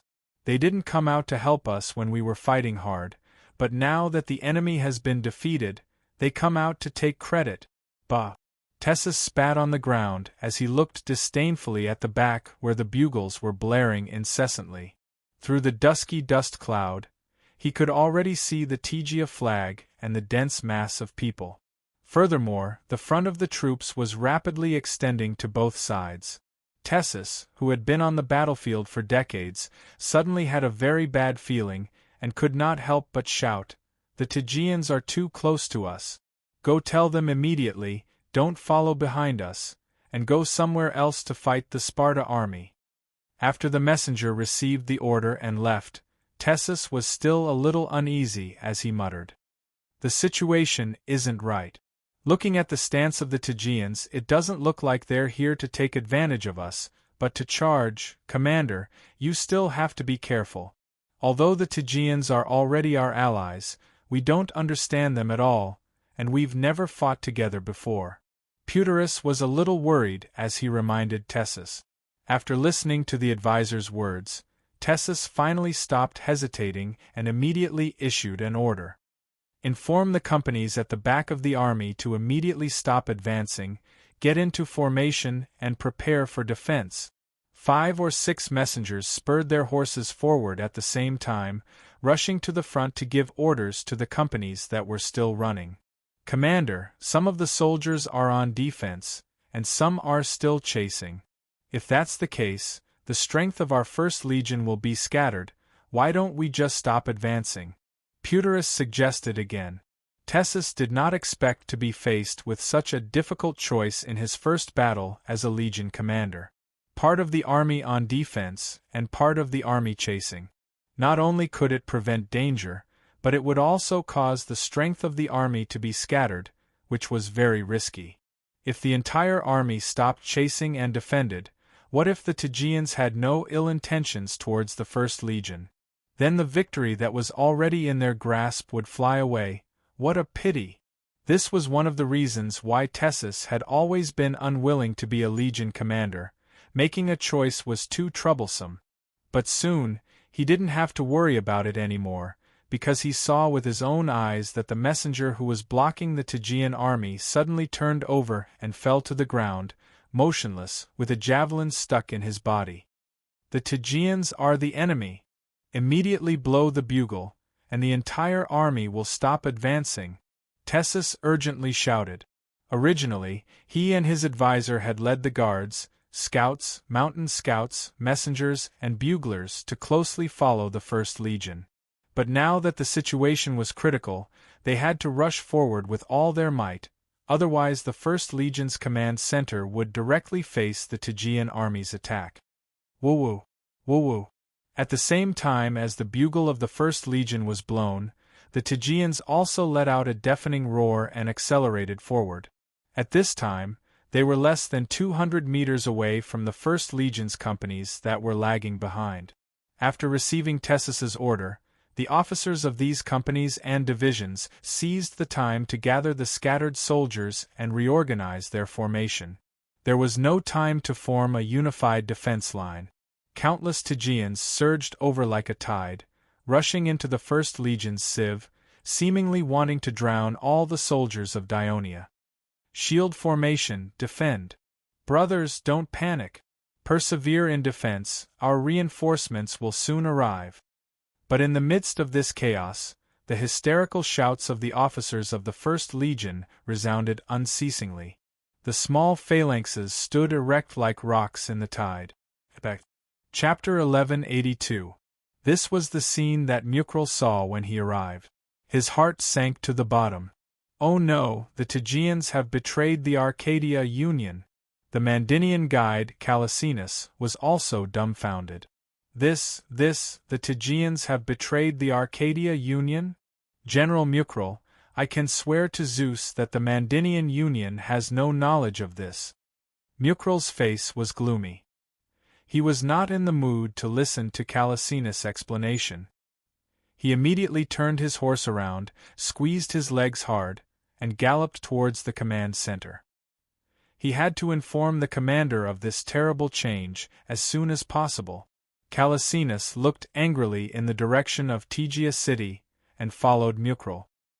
As a platoon leader, when the 50 soldiers under him were excitedly chasing the enemy, Marquez had to try his best to control the whole platoon and not let the soldiers run away. This was a requirement of the Dionia military law. The First Legion was one of the most powerful legions in the Dionysian army, not only because the soldiers were very skilled in combat, but also because they had a strong ability to carry out military law. However, it was much more difficult to control the formation of the platoon today. This was because the enemies in front were not slow even though they were wearing armor and holding shields and spears. Apart from the initial advantage that the soldiers had at the beginning, when the distance between the two sides increased, the soldiers could no longer catch up with the fleeing soldiers. This made the arrogant soldiers of the First Legion very unhappy. In the annual Dionysian Army Grand Tournament, the First Legion had never fallen out of the top 3 in the armed race, but now they could not outrun a group of mercenaries. The soldiers chased with all their might, and naturally did not listen to the orders of their officers. Marquez's voice was almost hoarse from shouting, but he could only watch as the whole platoon was about to run away. Just then, he heard the sound of a bugle coming from behind. He instinctively looked back, and saw the colorful military flags fluttering high in the air in the dust were waving rapidly from front to back. He did not think too much and immediately shouted, "Stop advancing, this is the order of the Legion. Stop advancing." The soldiers beside him also shouted along with him. Soon, the soldiers in front of Max stopped chasing. Although they were all panting heavily, they looked at the fleeing enemies with unwillingness in their hearts. "Assemble! Hurry and gather!" Max shouted in a hoarse voice. In fact, there was no need for him to put in so much effort. The soldiers around him automatically moved closer to him. Some of them were not even soldiers from his division, but the white tassel on Max's helmet gave them a choice. This was an instinct that they had developed after countless times of training. Just as the soldiers of the First Legion were closing in on the platoon leaders and company captains, the routed soldiers at the front also stopped running. Then, they roared angrily and turned back to kill. Damn it! They were feigning defeat. Max, who was at the forefront of the army, was shocked when he saw the scene before him. He once again ignored the stinging pain in his throat and shouted with all his might, "Assemble!" At the same time, he raised his spear in the air and waved it continuously. Dorios, a former member of the King's Guard of Sparta, was the former military commander of Messenia. Because of the invasion of the Dionia army, he abandoned Messenia without a fight, and was almost expelled from his motherland by the Council of Elders and the censors. Although he was eventually convicted, his days in Sparta were not easy. The people of Sparta, who had lost their land in Messenia, glared at him when they saw him, and even cursed him loudly. He could only swallow his anger. He had always been the pride of his parents, wife, and children, and had never been humiliated like this. He did not know how he got through those days, but all his patience was for today. He was almost 50 years old, and today, he was fighting on the front line as an ordinary soldier. Before this, he had been defending and trying to conserve his strength. But after that, he was wearing heavy armor and was out of breath. After all, time waited for no man, and the soldiers of Dionia were hot on his heels. This was the first time he had encountered such a situation. In the end, he decided to give up on running and stop. He wanted to kill as many as he could while he still had some strength left. But then, he saw that his pursuers had stopped in their tracks. This was a situation that Dorios had never seen in previous battles.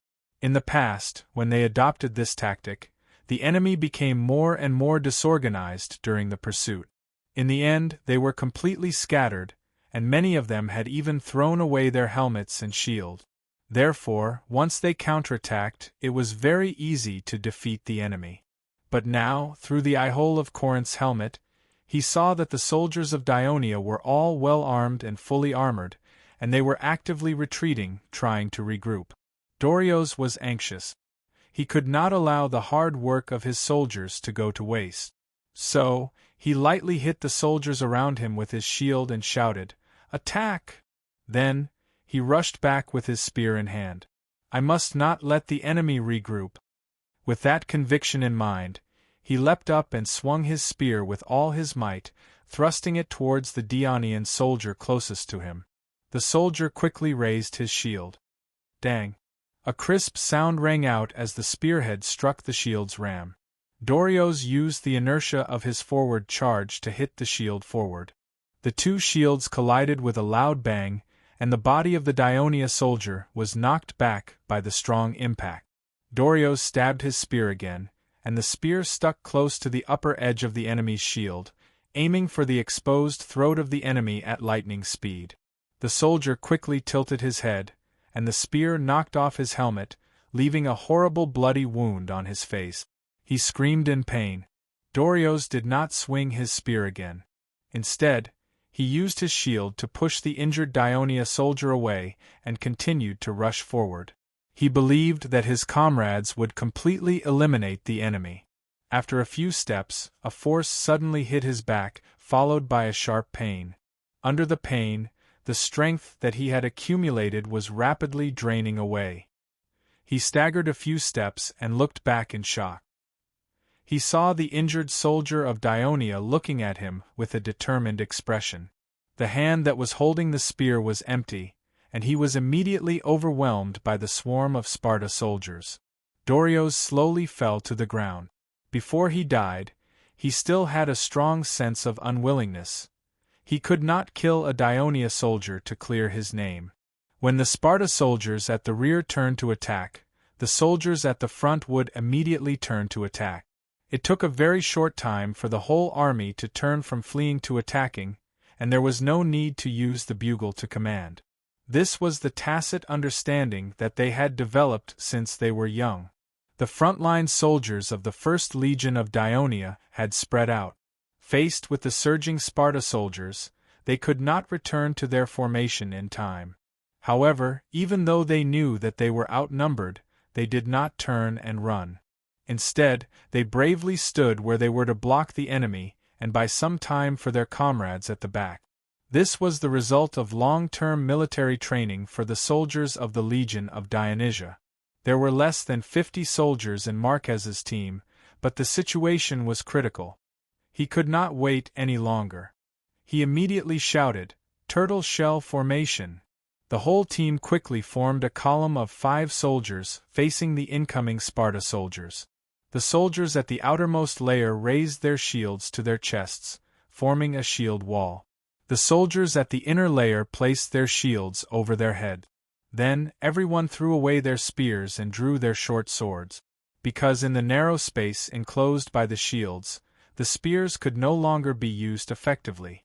Almost all the team officers gave the same order. Because the hastily formed phalanx was relatively far away from each other, and there was no friendly support for the time being, the turtle shell formation was undoubtedly the strongest defense in the face of an encirclement. As soon as Marquez's temporary team was formed, the Sparta soldiers rushed to the front. Although the formation of the Dionia soldiers was strange to them, they did not stop attacking. Shield to shield, spear to stab. The 2 most commonly used methods of attack were obviously ineffective against the strange formation of the Dionia. Some of the Sparta soldiers simply used their bodies to ram into the formation, but the short swords of the Dionia soldiers darted out from the gaps of the shields like poisonous snakes, stabbing the Sparta soldiers. The Sparta soldiers who were charging at the front could not do anything to the turtle shell formation for the time being, but the continuous flow of soldiers from the back forced them to move forward. Not long after, the entire phalanx of Marquez was surrounded by the Sparta soldiers.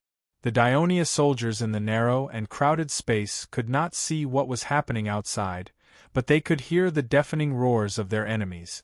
They nervously used all their strength to resist the attacks coming from the shields, and at the same time, carefully dodged the spears coming from the gaps of the shields.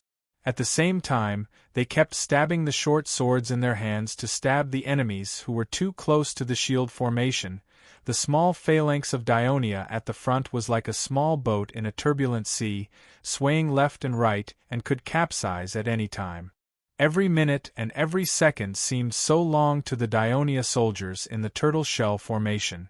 And for the team officers in the center of the formation, the only thing they could do was to use their hoarse voice to constantly encourage the soldiers. "Brothers, hold on. Our reinforcements will be here soon." Since the right wing of the Sparta army began to feign defeat, Agesilaus had been in a state of tension. From time to time, he would send guards to the front to carefully investigate the situation in the middle. When he learned that the mercenaries on the right end of the middle had begun to retreat and that there was some confusion, he cursed angrily. He even wanted to personally rush over to boost the soldiers' morale, but was stopped by the guards. Not long after, he received news that the Spartans had stopped retreating and started to counterattack. Moreover, they had even disrupted the Daunian formation. With a face full of excitement, he clenched his right fist and waved it. "Good job! Chapter 1183. This sentence was not only a compliment to the Dionia warriors in battle, but it was also a way to comfort himself. That night, he took the risk to sneak into Tegea alone, and through Pausanias, he gathered the counselors closest to Sparta in the city. First, he told them that the entire Greek anti-Dionia alliance was about to be formed, and the Dionysian army was doomed to fail. Then, he told them that the Sparta army would assist them in regaining the leadership of Tegea. At the same time, he also made a promise. Sparta would not kill a single citizen of Tegea. Because of his personal risk, the counselors finally agreed to his plan. So, on the second day, the Sparta army suddenly surrounded Tegea. Just as the Tegea soldiers were defending the city, the pro-Sparta faction quietly opened one of the city gates, allowing the Sparta army to rush into the city and massacre the counselors of the anti-Sparta faction. Since Tegea had always been an oligarchy with the support of Sparta, and the ordinary citizens had no power, the pro-Sparta faction regained control of the city, and soon, the situation in the city was under control. Moreover, they began to pretend to defend and attack the city with the Sparta army. Because the entire city was surrounded and sealed, even if there were citizens who were dissatisfied, they could not spread the news. And considering that if the battle was lost, Tegea would definitely suffer the revenge of Dionia, so the pro-Sparta faction also made a promise to Agesilaus. They would send all the citizens of Tegea who could fight to attack the Dionia. Now that the trap that Agesilaus had set for the Dionysian army had finally succeeded, he could finally breathe a sigh of relief. He could imagine how the battle would develop next. The scattered soldiers of Dionia on the left would be pincered by the Sparta warriors and the Tegea army. Even if they still had the strength to fight, they would soon be defeated.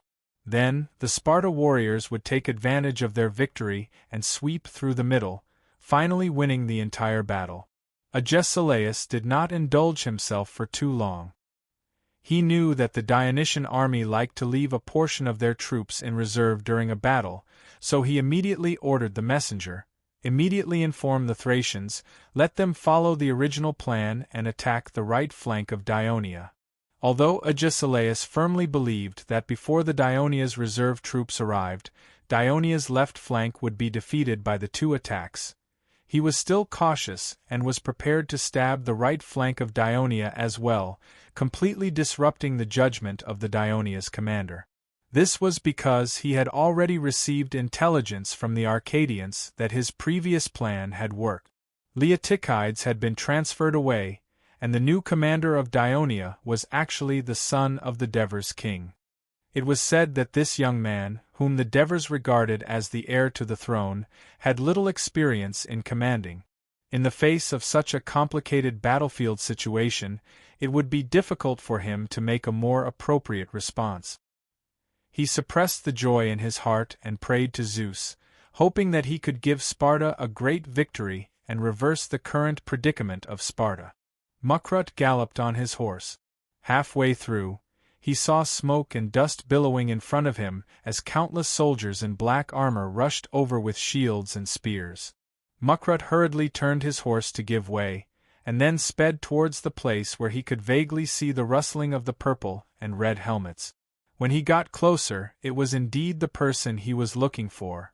He quickly shouted, "Commander Tegetinos, where are you going with your troops?" "I'm leading the 7th Legion to the left flank." Tegetinos' tone was still indignant. "Your chief of staff suspects that the Tegea army has rebelled, and wants me to rush to the 1st Legion's aid immediately." The Tegea army has indeed rebelled. They've already attacked the 1st Legion's formation from the rear, and the situation is dire. "Damn it, Printos was right," Tegetinos exclaimed, and immediately doubled his volume. "Brothers, the 1st Legion is in danger, and it's up to us to save them. Pick up your pace, and I'll kick the ass of anyone who's slow."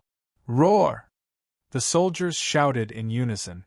Their footsteps became louder, and the cloud of dust they kicked up grew larger. The Mandingian Calisanos looked at the Dionian soldiers who were rushing past him with excited expressions on their faces. Although he had lost all hope for this battle, he seemed to have regained some confidence.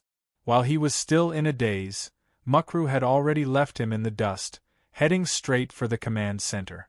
Seeing Clodo Katax from afar, who was wearing a black tasseled helmet, Mukru waved and shouted, "Your Highness, the Tegia army has rebelled, and is attacking the First Legion from the rear."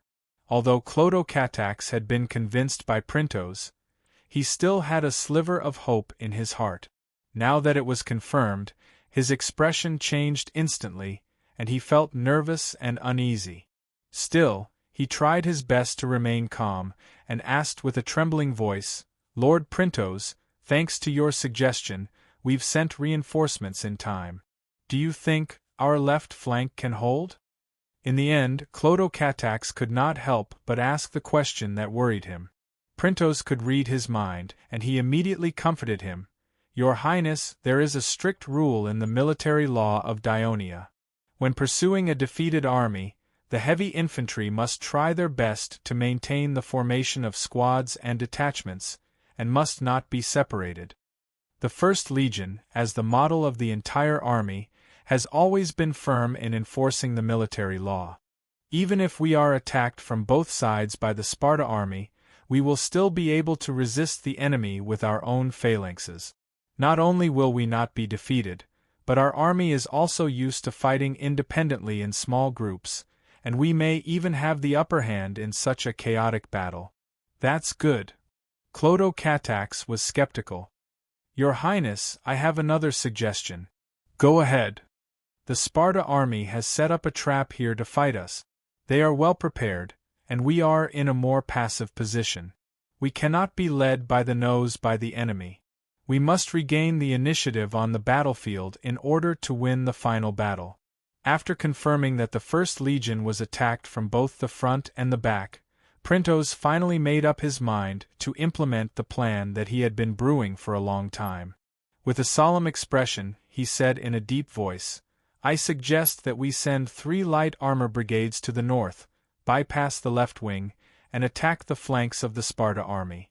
This is to further reinforce the First Legion, and at the same time, to eliminate the strength of the Sparta army as much as possible. Sparta does not have many young and strong citizens who can fight. For them, every one of them is precious, so in previous battles, they have used their allies and mercenaries. This battle involves the rise and fall of the city-state, so they have sent out so many Sparta soldiers. If we pretend to attack the right wing with all our strength, the commander of the Sparta army will definitely try his best to rescue them.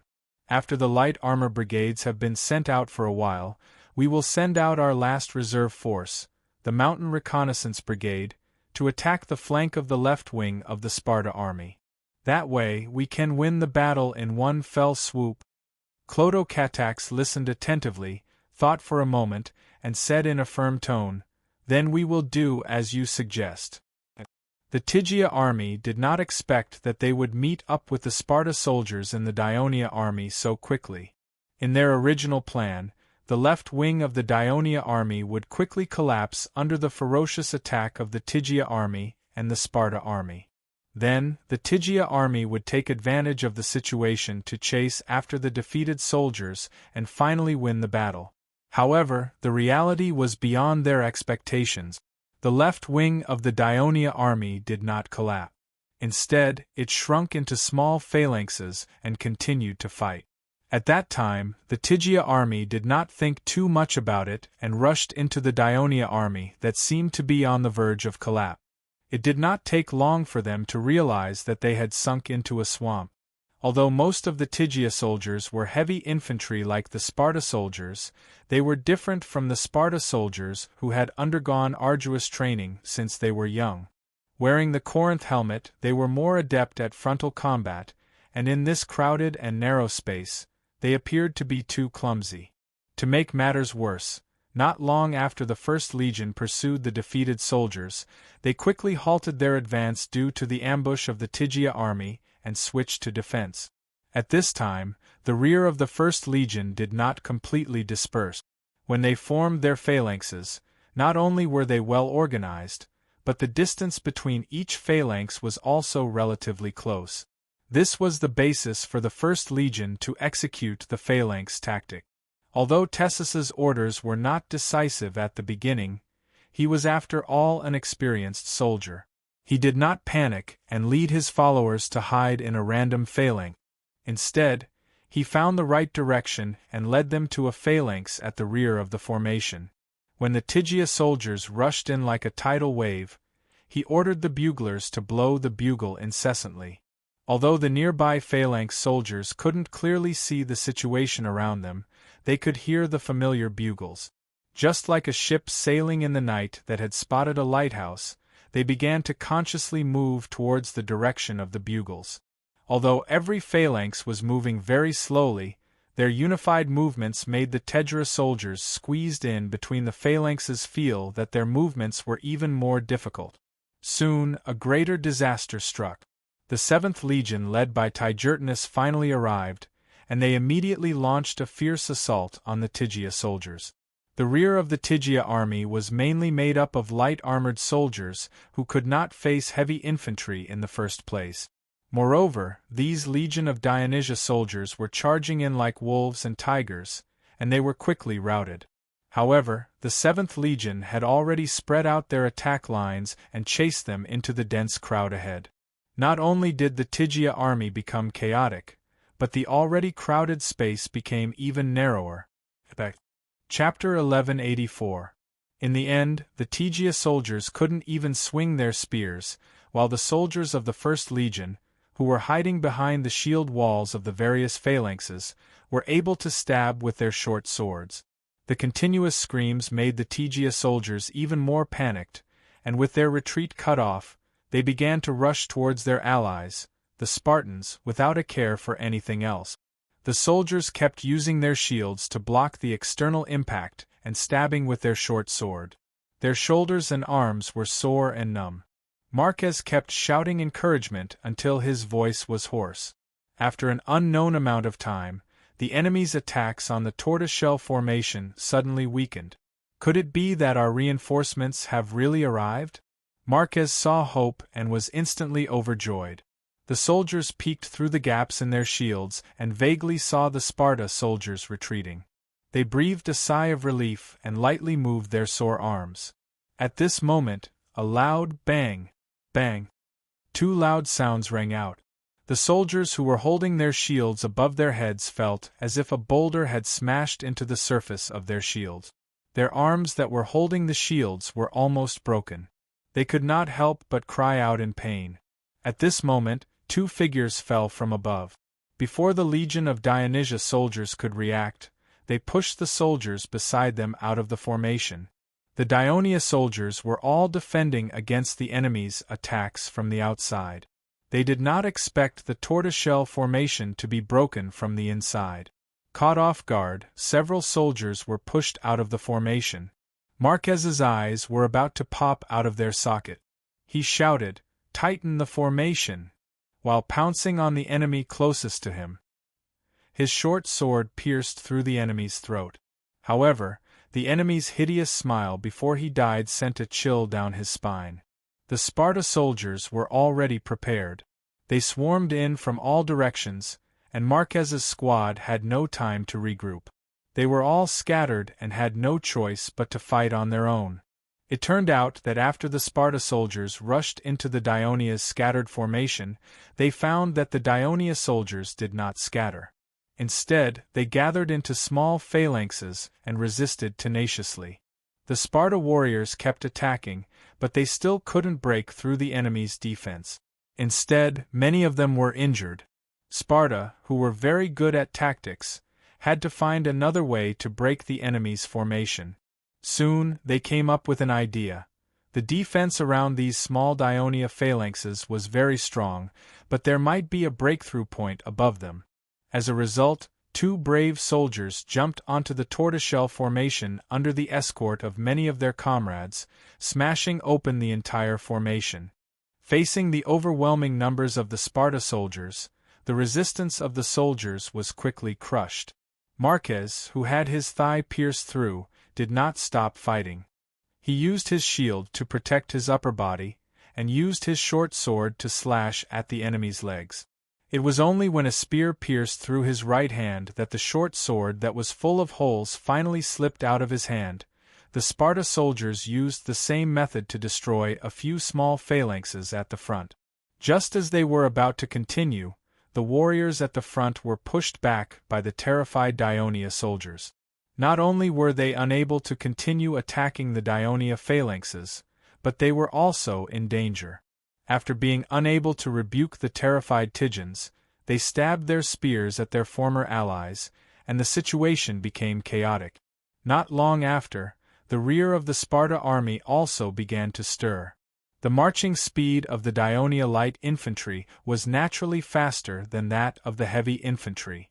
After the 3 light infantry regiments quickly bypassed the entire left flank of the Sparta army, without any rest, they immediately launched an attack on the flank of the Sparta army. The ferocious attack just happened to hit the weak spot of the Sparta army. This time, among the 7,000 soldiers dispatched from Sparta's territory, there were only about 1,500 true Sparta soldiers, more than 1,000 elderly Sparta citizens, nearly 2,000 pariasis, and more than 2,000 black rogues. In order to ensure that Agesilaus' plan could be carried out smoothly, Archidamus arranged the Sparta soldiers at the front, followed by the pariasis, and then the mix of old Sparta soldiers and black rogues. At the beginning of the battle, the mixed army of old Sparta soldiers and black rogues did not participate in the battle, but kept a certain distance from the fighting troops, because Agesilaus was worried that these black rogues, who had never received training in feigning defeat tactics, would instead become a hindrance.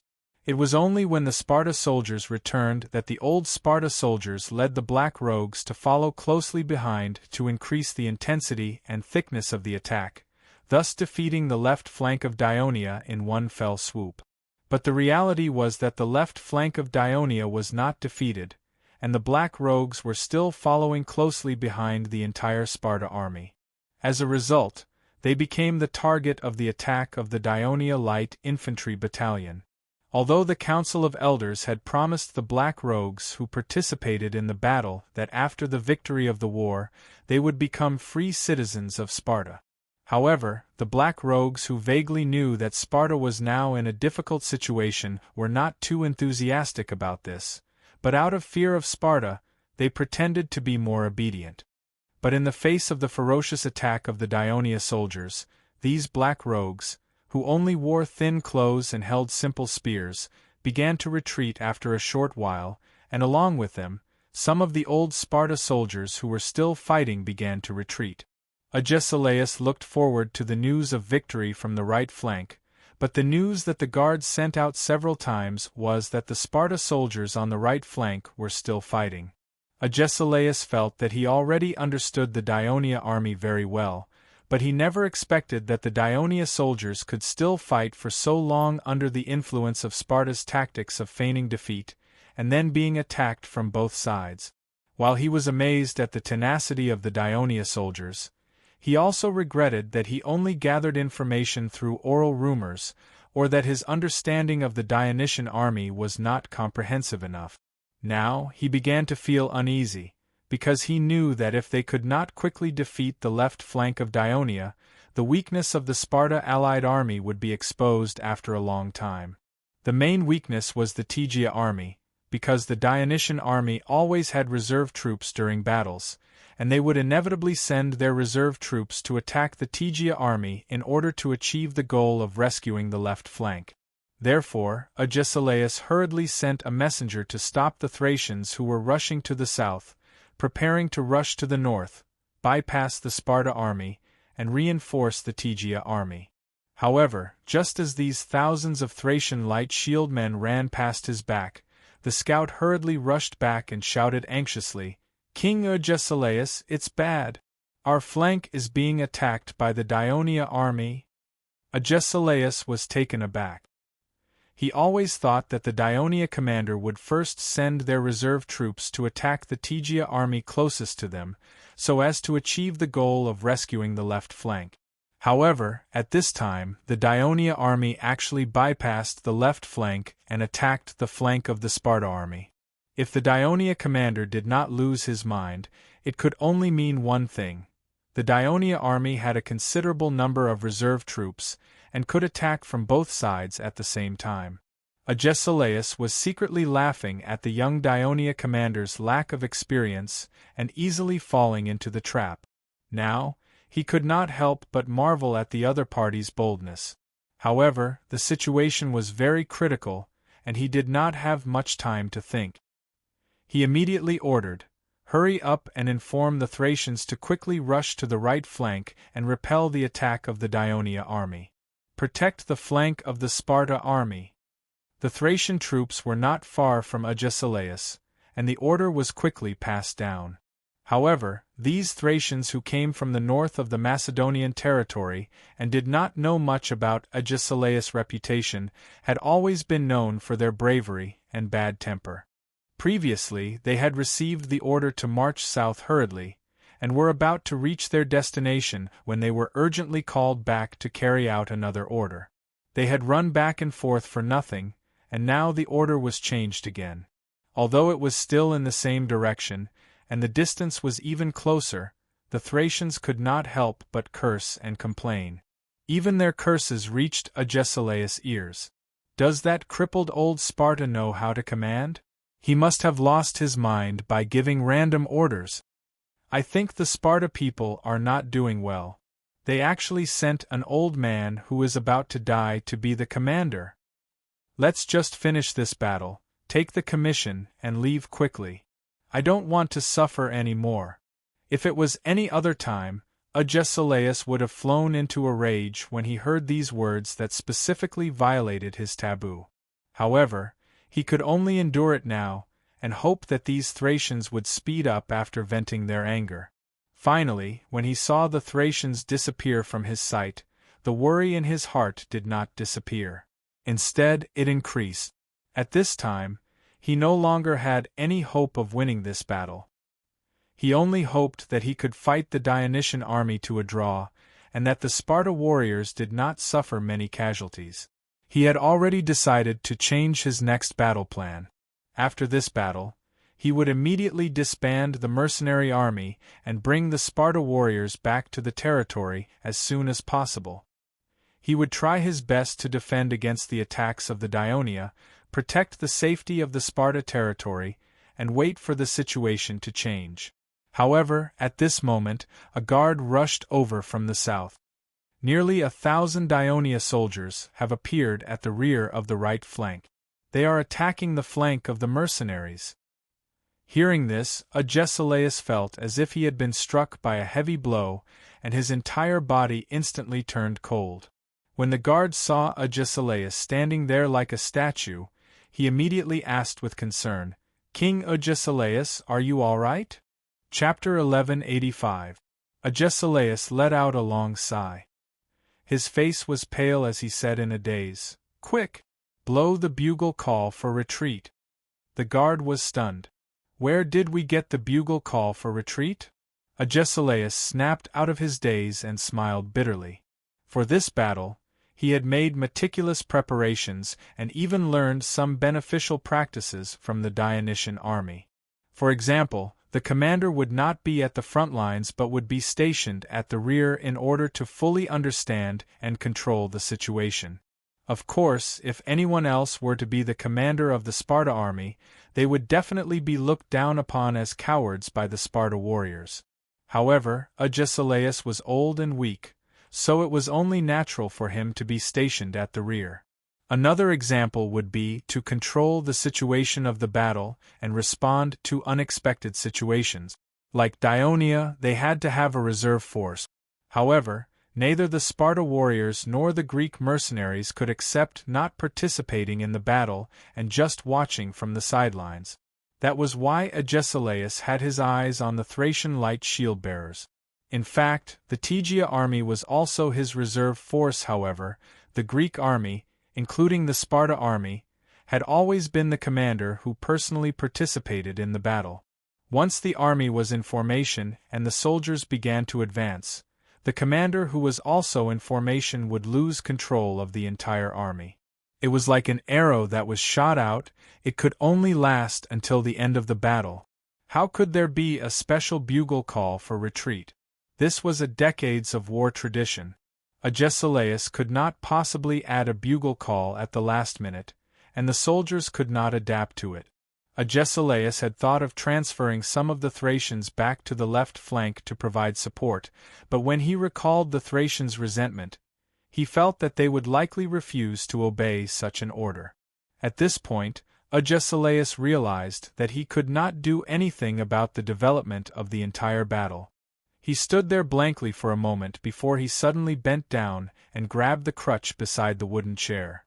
He said in a low voice, "Let's go. We'll go to the right flank." Agesilaus finally made up his mind to abandon the mercenaries in the middle and left flank. He rushed to stay with his own warriors and did his best to guide the defeated mercenaries back to Sparta safely. Agesilaus' judgment was not wrong. Ever since Olivers found out that the enemies in front of him were not real Sparta warriors, he felt that he had been fooled. He ordered the buglers to continue blowing the bugle call and personally walked to the rear of the formation, encouraging the soldiers to strengthen their attacks. He wanted these fake Sparta warriors to know the power of Legio IV. Under the encouragement of the legion commander, the Legio IV soldiers attacked more fiercely. The frontline soldiers even threw away their spears and held their short swords to fight with the enemy. The left flank of the Sparta army was made up of heavy infantry from Ionia and Asia Minor. It was impossible for them to integrate into one with the uniform of the Sparta warriors. They lacked tacit understanding in battle, and it was their first time fighting against the soldiers of the Legion of Dionysia. The Legion of Dionysia's skillful sword and shield attacks made it difficult for the mercenaries to deal with them. Casualties continued to increase, and the entire front line began to crumble, barely holding on by relying on the ultra-thick columns. The fierce attack on the flank led by Tegetus was the last straw that broke the camel's back. The traditional Greek heavy infantry had strong defense in frontal battles, but they were most afraid of attacks from the rear. Because the heavy infantry in the formation wore Corinth helmets, their vision was narrow, their hearing was weakened, and their nerves were sensitive. Even the slightest movement would cause their imagination to run wild. When panic quickly spread throughout the entire left flank of the Sparta army, the initial scattered escape did not take long before the entire left flank collapsed. "Legion Commander, we have won. We have defeated the enemy first," the staff officer said excitedly. "There's nothing to be proud of. We have just defeated an army of fake Sparta warriors," Oliver said modestly, but there was a smile on his face. The collapse of the left flank of the Sparta army eventually turned into a rout of the entire army. Although the Thebes won the Battle of Leuctra, they did not gain much as they quickly retreated back to camp.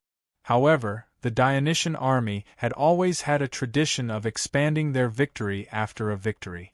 Under the suggestion of Printos, Clotocatax also sent messengers to inform the legion commanders to continue the pursuit and eliminate as many Sparta soldiers as possible. The Macedonian cavalry that was repelled by the 1st Cavalry Legion had been very tenacious. As soon as the Dionia cavalry stopped the pursuit, they would immediately stop running and pretend to return to the battlefield. This forced the 1st Cavalry Legion to continue the pursuit and could not leave to support the troops that were fighting on the battlefield. Now the entire battlefield was filled with Sparta's defeated soldiers. The Macedonian cavalry finally stopped pestering them and retreated far away. The 1st Cavalry Legion also joined in the pursuit with peace of mind. The pursuit continued until the defeated soldiers finally escaped into the mountains in the east. This battle between the Dionysian army and the Sparta army had finally come to an end. At this time, it was already dusk. The sun had exhausted its strength and was slowly sinking into the mountains in the west. Its gloomy, warm afterglow shone on the Tegea plains. The beautiful countryside that used to be filled with red flowers and green wheat was now littered with corpses and blood. The screams of the wounded soldiers on the ground and the cawing of the crows in the sky intertwined, adding a sense of gloom and desolation to the scene.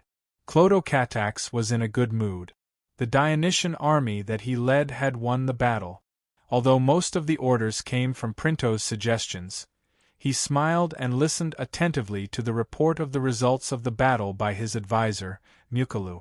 The Sparta army left 2,150 corpses on the battlefield, 482 of which were Sparta soldiers. How can you tell that they are Sparta soldiers? Clodocatax asked curiously. Your Highness, it is a tradition for Sparta soldiers to wear red robes and have long braids. Although they changed their attire during the battle, their braids were not removed, Printos explained. Clodocatax nodded in understanding. We also captured 5,417 captives, 2,900 of which have varying degrees of injuries. Mucula looked at the statistics board and continued, among them, 921 are Sparta soldiers, and more than 300 are black rogues. In other words, Sparta lost nearly 1,500 soldiers. This is not a small number. It will be much easier for us to attack Sparta's territory from now on. Although Printos said so, he did not relax his brows. Instead, he said with a serious expression, "Tell me about our losses." "Ugh." Mucula looked at the board and said softly, "Ugh, we lost a total of 1,560 soldiers, and nearly 1,500 are injured. The medics are now performing emergency treatment. So many casualties?" Clodocatax exclaimed. Most of the casualties came from the First Legion. When they were chasing after the retreating soldiers, they were attacked by Sparta soldiers and Tigera soldiers from both the front and the back, Mucula was explaining when he was interrupted by Clodocatax. "My brother, 1st Legion's 3rd Battalion Captain Adoris. How is he? Is he okay?" Clodocatax had been worried about Adoris's safety ever since he knew that the 1st Legion was facing real Spartan warriors and that they were being attacked from both the front and the back. However, he still remembered his father's warning, "You cannot be biased on the battlefield." Therefore, he could only suppress this worry in his heart for the time being. Now that he knew that the 1st Legion had suffered heavy casualties, he could not help but ask, "Your Highness." Muculu did not dare to look away from Clodocatax's concerned gaze. Instead, he turned to look at Printos and said with great difficulty, 1st Battalion Captain Adoris died bravely in battle." As soon as he finished speaking, Clodocatax suddenly felt dizzy and his whole body fell off the horse. "Your Highness." Printos, who was prepared for this, hurriedly supported him. "Where's my brother? I want to see him." Clodocatax pushed Printos away and said anxiously, his voice sounding like he was about to cry. Clodocatax staggered past the rows of neatly placed bodies of Dionia soldiers. It felt like time was passing by very slowly. He asked anxiously more than once, "Why aren't they here yet? Why aren't they here yet?" Finally, the officer leading the way stopped and said in a heavy tone, "This is the body of 1st Battalion Captain Adoris." Clodocatax's heart skipped a beat. He fixed his eyes on the corpse lying not far away. What was different was that it was covered with a piece of white cloth, and Adoris's face could not be seen. Beside the corpse stood Tessus and several other officers of the 1st Legion. Clodocatax ignored the salutes of Tessus and the others. He walked over with heavy steps and slowly squatted down. His fingers trembled as he was about to lift the white cloth. "Your Highness, Adoris was seriously injured and his face is badly damaged. It's better if you don't look at him," Tessus, who was beside him, advised in a low voice. Clodocatax's heart trembled, but he became even more determined to lift the white cloth. He saw that Adoris's breastplate was broken, and there were many bloody stab wounds on his body. In the middle of his face, there was a bloody hole the size of an egg, which made his face unrecognizable and extremely horrifying. "Ah!" Clodocatax could not help but scream when he saw this. He immediately closed his eyes in pain, but he quickly opened them again and touched the face of the dead man without hesitation. Chapter 1186. At the same time, in Clotho-Catax's mind, Adoris' voice and smile kept appearing. Clotho, I didn't expect Father to send you to Peloponnesus. Don't worry, I'll do my best to protect you. Oh, by the way, this is your first time commanding an army. Don't worry, I'll give you my full support, Clotho. I'm here on behalf of all the soldiers to ask if there's any special plan for us to build the camp instead of going to war. Clotho, you finally ordered us to go to war. I'll fight with all my strength and bring you your first victory. Brother! Clotho-Catax cried out in pain, and his tears flowed down uncontrollably. After a long time, he had to stop crying because it was time to cremate the bodies of the soldiers who died in the battle. Clotho-Catax stared blankly at Adoris's corpse as it slowly turned into charcoal in the raging bonfire. At this time, Tessus finally had the chance to tell him, Your Highness, according to the memory of a seriously injured soldier of the 3rd Brigade, after the phalanx formation that Commander Adoris was in was broken by Sparta, he was stabbed by spears in his thigh and chest in order to save his men. His whole body was covered in blood, and he could not stand at all. But even though he was lying on the ground, he still waved his short sword and continued to kill the enemies. In the end, the angry Sparta soldiers stabbed him with spears. The Sparta soldiers should be cut into pieces. Clotho-Catax clenched his teeth and cursed. He clenched his fists so hard that his nails pierced his skin, causing blood to flow out, but he did not notice. Your Highness, Commander Adoris's heroic performance did not bring shame to the glory of the 1st Legion, nor did it bring shame to his glory as the Prince of Dionia. He is the kingdom's hero. His soul will be blessed by Hades and go to Elysium. Printos comforted him softly. Clotho-Catax silently stroked the helmet of Adoris, and after a long time, he said in a sad voice, How am I going to face my parents, my sister-in-law, and my nephew when I go back? Printos and Tessus were shocked. They looked at each other and thought of the same question at the same time. If the king of Devers knew that Adoris had died in battle, what would he do? After the war, Tessus had learned that the 1st Legion had suffered heavy casualties.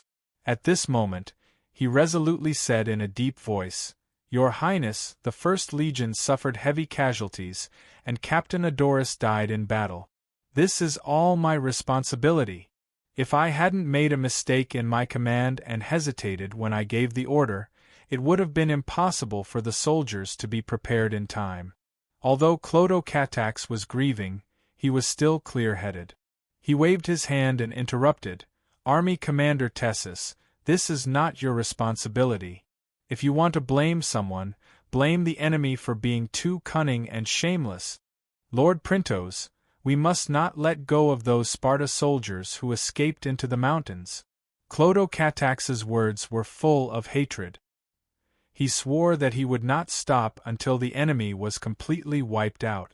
This was the complete opposite of the gentle attitude he had shown before. Printos understood that Adoris's tragic death had greatly stimulated the young prince. He did not say anything but said, Your Highness, rest assured.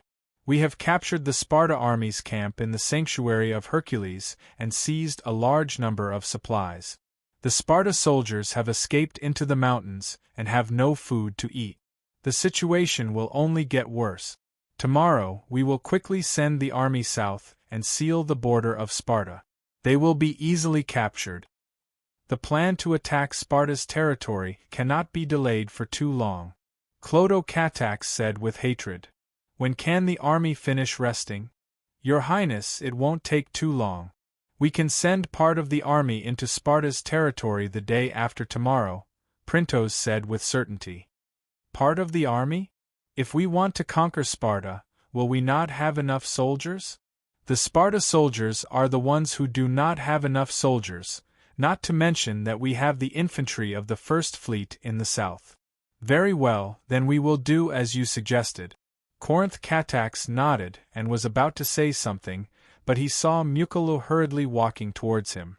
Lord Commander, Tegia has sent a messenger, asking to see you. Tegia. Clodocatax's face immediately darkened. His youthful face became a little twisted with anger. These shameless traitors still have the face to see me. We came to save them, but not only did they betray us, but they also used our trust to launch a sneak attack on our army. The Tegia are the culprits who caused the heavy casualties of the First Legion and the death of my brother. I will not forgive them. Tessus could empathize with the young commander's anger. If the Tegia army did not launch a sneak attack from the rear, and if it was just the Sparta army feigning defeat, he believed that the First Legion would not have suffered too much even if their formation was not in order. It was precisely because of the attack from the front and the rear that he had no choice but to shift the First Legion into a defensive position, thus putting them in a completely passive state. Thus, he also spoke with resentment. Lord Commander, after the Sparta army was defeated, the Tegia army was completely surrounded by us. Very few of them managed to escape, and we have more than 2,500 captives. Why don't we execute all of these captives as a sacrifice to the souls of the fallen soldiers, or sell them as slaves? I have asked a few of the Tegia captives, and the Tegia Council has sent out all of their citizens who can fight in the city. It is obvious that they have malicious intentions, and want to use this battle to completely destroy our army. But with the protection of Hades, Tegia has lost all of its strength, and we can easily take down this city. Lord Commander, the tradition of our Dionia has always been to treat our friends with sincerity, and never to forgive betrayals. We can completely destroy this city and intimidate all of Greece, so that the city-states that want to be our enemy will think about the consequences. Tessus's words were filled with murderous intent. After listening to him, Clodocatax, who had been grieving and resentful, showed some hesitation. He subconsciously looked at Printos, who was beside him. Printos did not directly state his own suggestion, but calmly recounted a past event. I remember that during the Western Mediterranean War, His Majesty led the army north to attack Rome. After capturing Rome, he turned to attack the Latin allies in Rome. When he attacked Gabii, he met with strong resistance. Not only did he lose many soldiers, but Gabii also joined forces with the allied forces of Rome to surround our siege forces. In the end, His Majesty led the army to defeat them and captured Gabii. Then, he ordered all the Gabii people to be reduced to slaves. Since then, the Radim people have felt fear, and wherever our army went, they opened their doors and surrendered. When Tegetinos led the 9th Legion to capture Saros, he used the same method because of the heavy casualties. After that, the conquest of the entire Sardinia island was much smoother. Although the kingdom is powerful, it has little influence on the Greek mainland. On the contrary, many of the Greek city-states treat us like barbarians, which is why Tegia blatantly betrayed us, and Elis turned from kindness to hostility. On the one hand, we need to express our goodwill to the Greek city-states, but at the same time, we need to show them our great strength, which will be more helpful for the kingdom to take root in Greece in the future. Therefore, I think destroying Tegia is a very good choice. Clodocatax suddenly remembered that the commander who captured Gabii and carried out this cruel practice was Printos. Of course, he would not oppose Tessus's suggestion. Tessus Catax frowned and fell into deep thought. After a while, he murmured, "If we get rid of the Tegia people, will we occupy this territory ourselves? If that's the case, it will seriously affect our relationship with the Arcadia Union." Printos blinked and did not speak. He had never thought about this problem because he felt that it should belong to political and diplomatic affairs, and not within the scope of a military staff officer's consideration. Fortunately, Clodocatax did not ask again, but continued to frown and think for a while.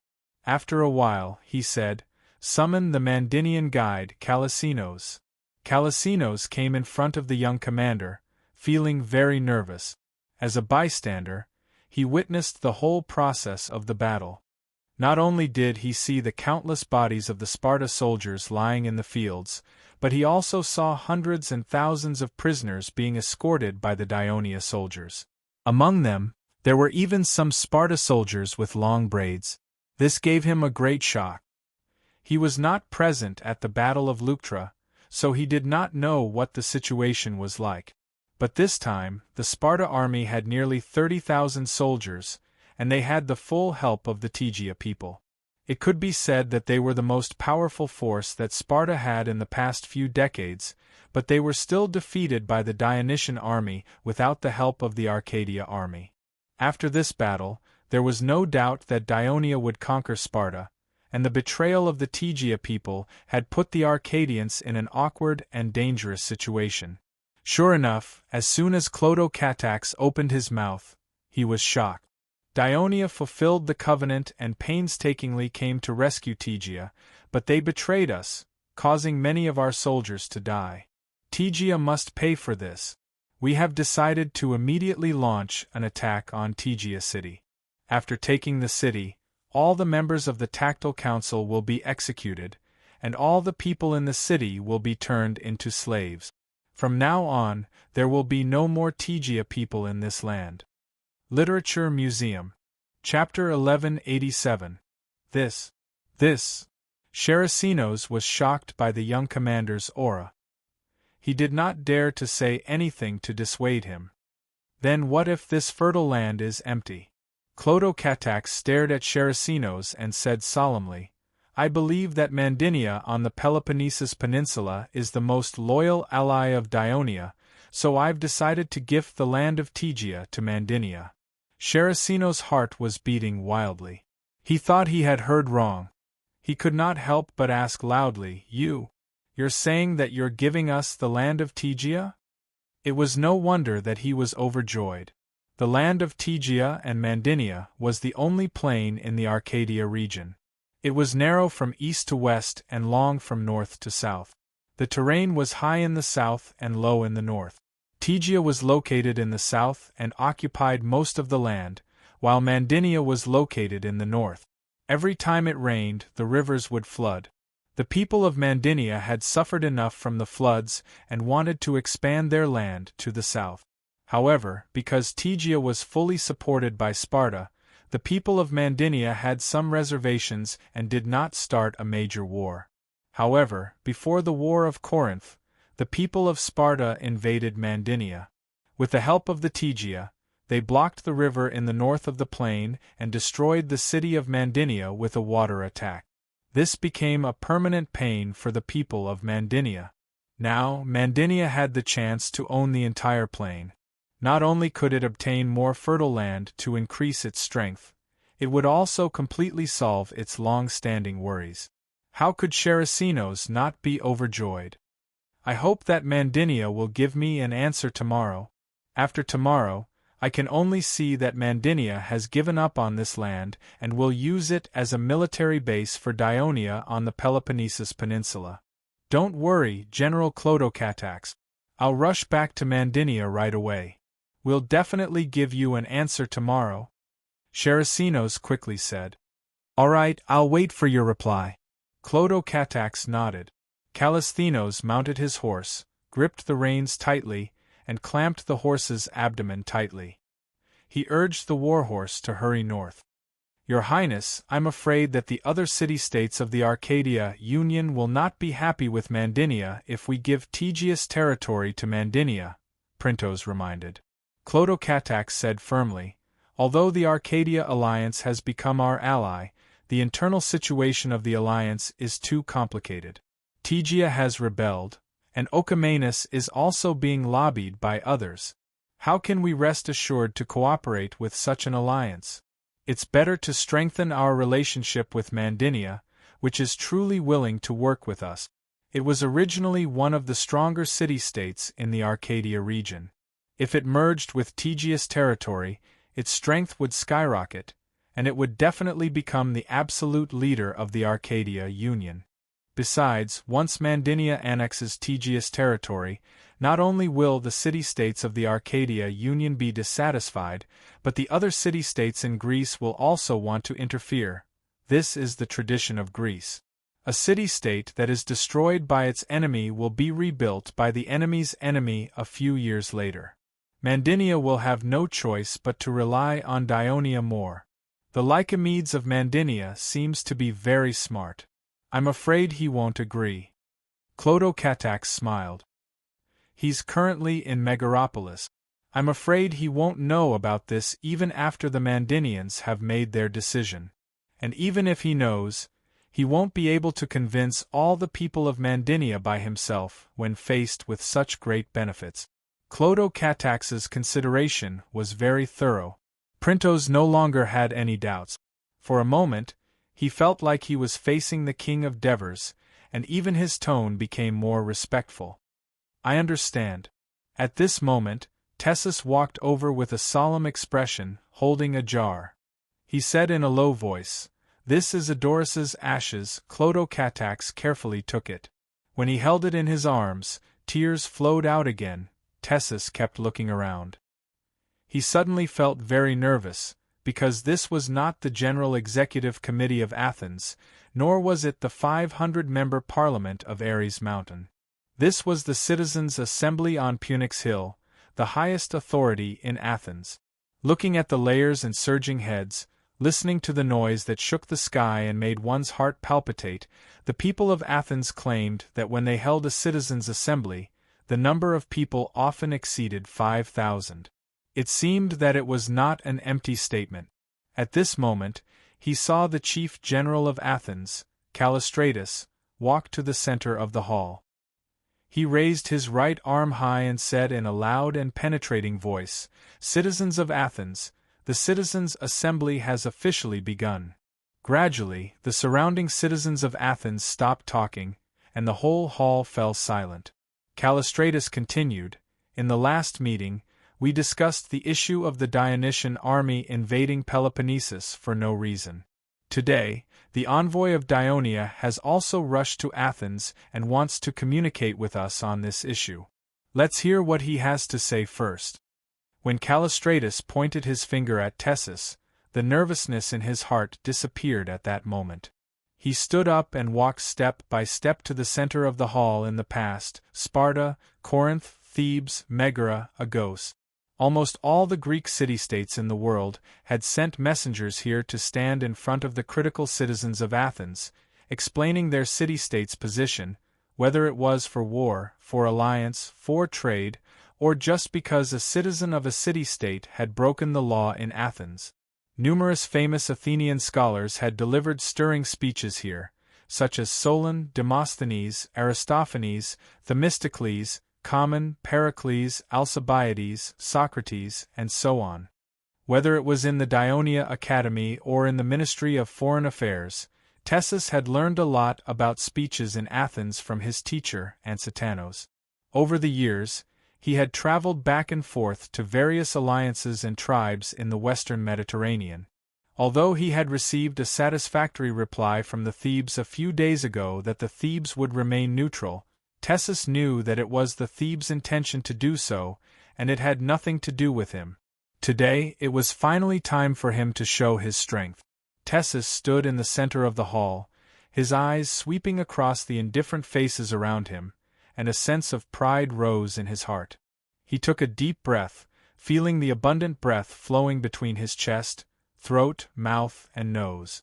Then he opened his mouth and said, "Citizens of Athens, on behalf of the 2,000,000 citizens of the kingdom of Dionia, excluding women and children, I extend my sincere greetings to you." His first sentence caused a commotion among the people of Athens around him. 2,000,000 citizens. Is it true? Including the overseas territories, Athens has no more than 15,000 citizens. How can Dionia have more than 10 times the number of Athens? First of all, I would like to correct a mistake made by Lord Callistus. Dionia sent troops to Peloponnesus to fulfill the covenant and help the Thebes fight against the Sparta army. In this regard, I admire the people of Athens. When the city of Thebes was occupied by the Sparta and the Democrats of Thebes were in danger, it was you who bravely reached out to help them. The Thebes recaptured the city, but faced the attack of the Sparta army. It was you who fearlessly formed an alliance with the Thebes in such a bad situation. Not only did you provide them with material assistance, but you also sent your fleet to directly participate in the war, threatening the rear of the Sparta army. The reason the Thebes were able to persist until now and win the Battle of Leuctra is absolutely inseparable from your selfless help. Although Dionia formed an alliance with the Thebes later, we, Dionia, detest Sparta, the main culprit of inciting wars in Greece and causing the entire Greek people to live in peace. We, Dionia, also empathize with the fact that Sparta continues to bully Athens after the War of Peloponnesus. They even invaded your territory during the Great King's contract. They wantonly killed and looted the people of the villages near the port of Piraeus, and they showed no signs of repentance afterwards. Therefore, even if Athens is tied up because of the new contract, you should be optimistic about Dionia's victory over Sparta. Callistratus noticed that the people's expressions had softened. He immediately interrupted Callistratus. "Thank you for your wonderful speech, but first, I want to correct a mistake you made. You can call me by my name, but you can't call me sir, because all citizens of Athens are equal, regardless of their age. If I dare to call myself sir, I'm afraid my compatriots will expel me with pottery shards today." A burst of laughter rang in the hall. Callistratus continued, "However, it's no wonder that you made such a mistake. I heard that the people of Dionia are divided into many levels, from the king and ministers to the people at the bottom. The hierarchy is very strict, and it's impossible to call anyone by their name. Otherwise, you will be punished. It's no wonder that you're more reserved when you come to Athens." Callistratus smiled. "I call you sir, not only because I respect you, but also because I respect the power that the citizens of Athens have given you. It's the concentrated embodiment of the will of all the citizens of Athens. As for Dionia, I would like to ask Sir Callistratus, have you been to any town in Dionia?" Chapter 1188.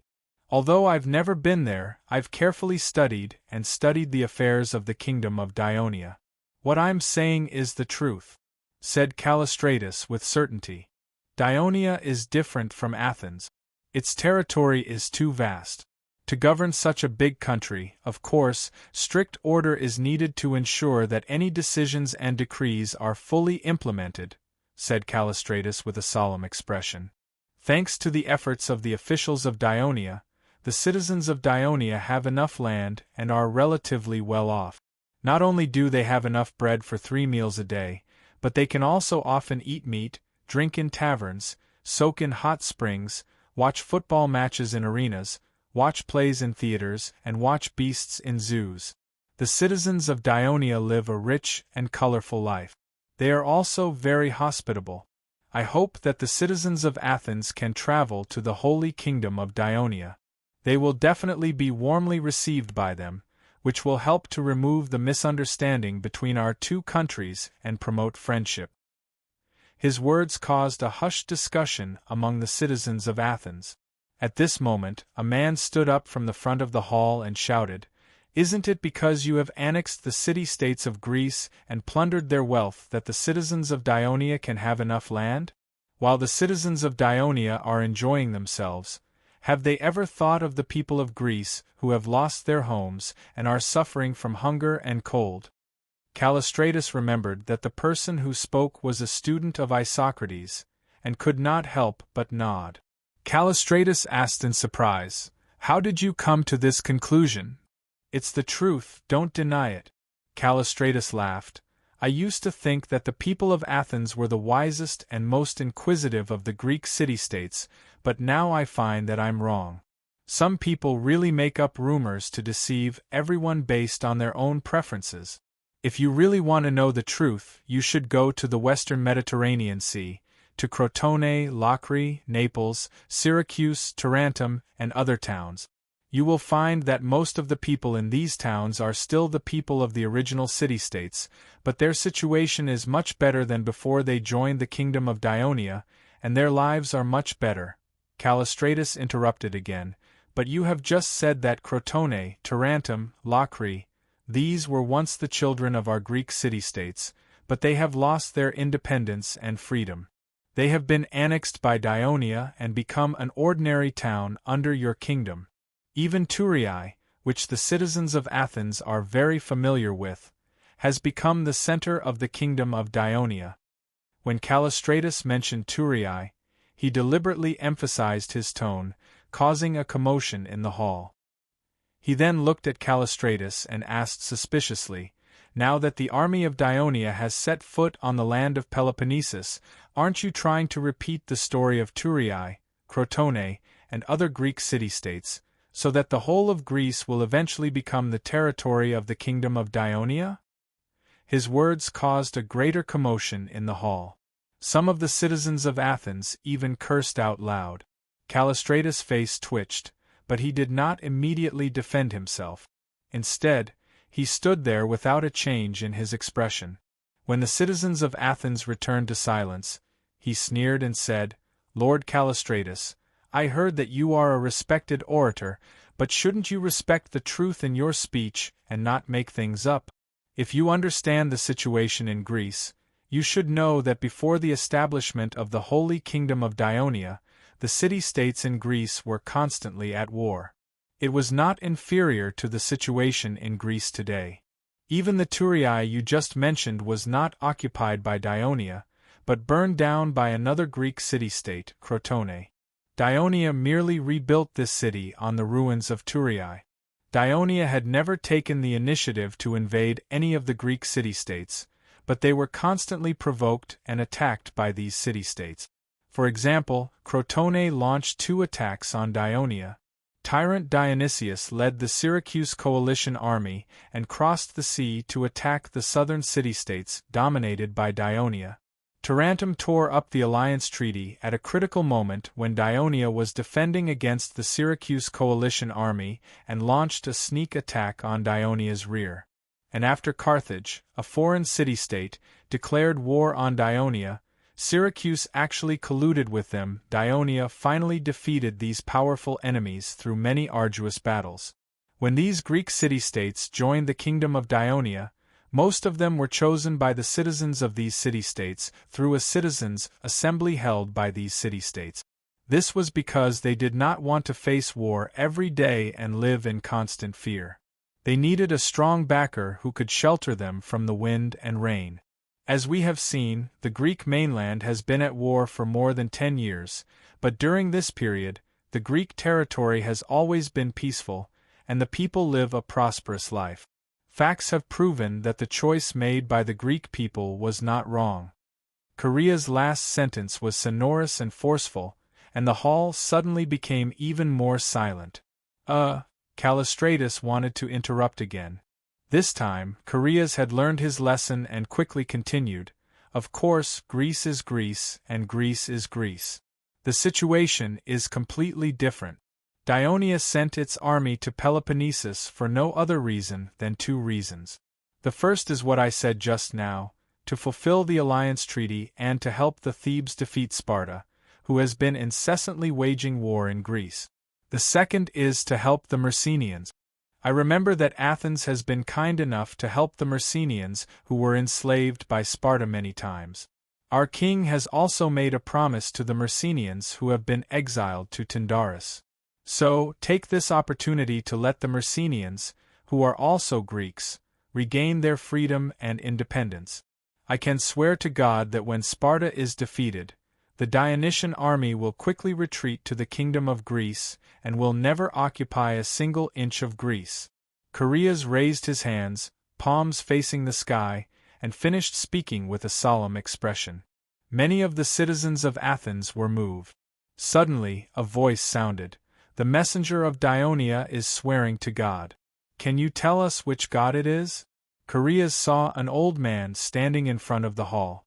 The old man had white hair, but his face was too dark, making him look a little gloomy. He hesitated for a moment, then said calmly, "The god of heaven, Hades. I heard that Daionia worships Hades as the protector of your kingdom. Is the Hades that you believe in one of the 12 main gods of Greece, Hades?" The man continued to ask. Of course, Chaereas said cautiously. It's just that Dionia's understanding of Hades is a little different from the Greek people. The man did not ask what was the difference, but said with a serious expression, We Greeks believe that Hades is in charge of death and is unapproachable. Ordinary people don't even dare to call him by his name, instead calling him that god instead. There is no temple for Hades in Greece. The only temple that has no statue or name but is closely related to Hades is in Eleusis in the Attica region of Greece. There is a bottomless cave there, which is recognized by the Greeks as the entrance to hell. For this, we Greeks have established a secret ceremony to worship Hades. Almost all the famous people in Greece have participated in this ceremony. I know about the Eleusis ritual. No, you don't. You Dionia people don't know about it at all. The man roared. The Eleusis ritual originated in Athens and was tacitly approved by Hades, so it is widely respected by the Greek people. It is the most orthodox ritual dedicated to Hades in the entire Greek world.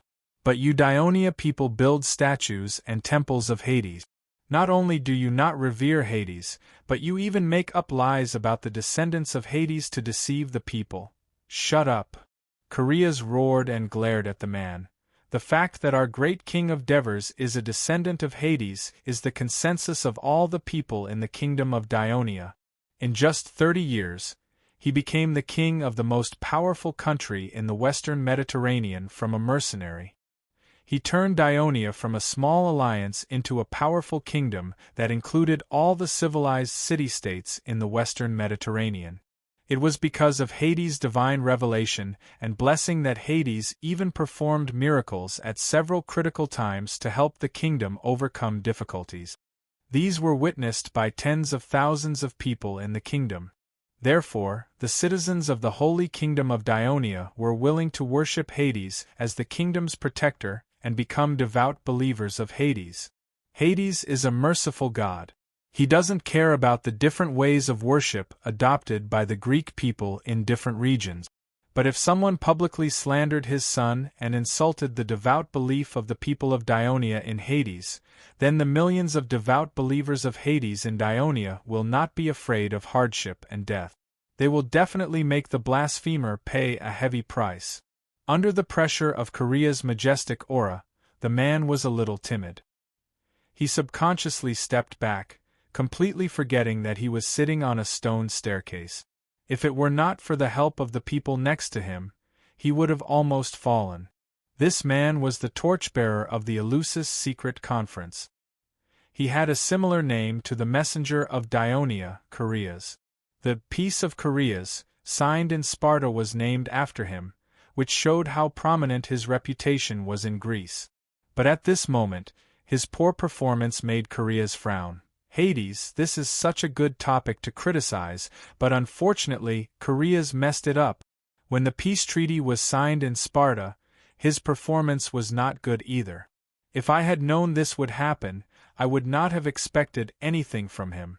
Chapter 1189. I've long heard that the kingdom of Dionia is very powerful in the western Mediterranean, and that some city-states have no choice but to submit to your military force. I didn't quite believe it, but today, on our own land in Athens, in this sacred assembly, our respected Chaereas, the torch-bearer of the Eleusis ritual, was actually threatened in public by a messenger of Dionia. This makes me believe in the arrogance of Dionia. Iphicrates stood up, pointed at Chaereas, and said with righteous indignation, "Citizens, do you still remember the first sentence of his speech? On behalf of the 2 million citizens of Dionia, I greet you." Is that a greeting? No, it's a threat. He's not only threatening Chaereas, but also every citizen of Athens. He's threatening that if we don't agree to Dionia's request, they will send a powerful army to conquer Athens.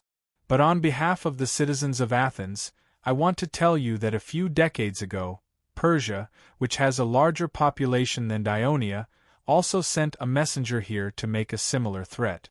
But in the end, we won the war, so we, the people of Athens, are not afraid of any threat. Iphicrates is right. We, the people of Athens, are not afraid of any country, whether it's Persia or Dionia. Although Dionia has a large population, they are afraid of war with Athens. Otherwise, they wouldn't have sent a messenger here to talk nonsense. Under the influence of Iphicrates, some citizens of Athens waved their arms and loudly expressed their dissatisfaction. Chaereas was still calm.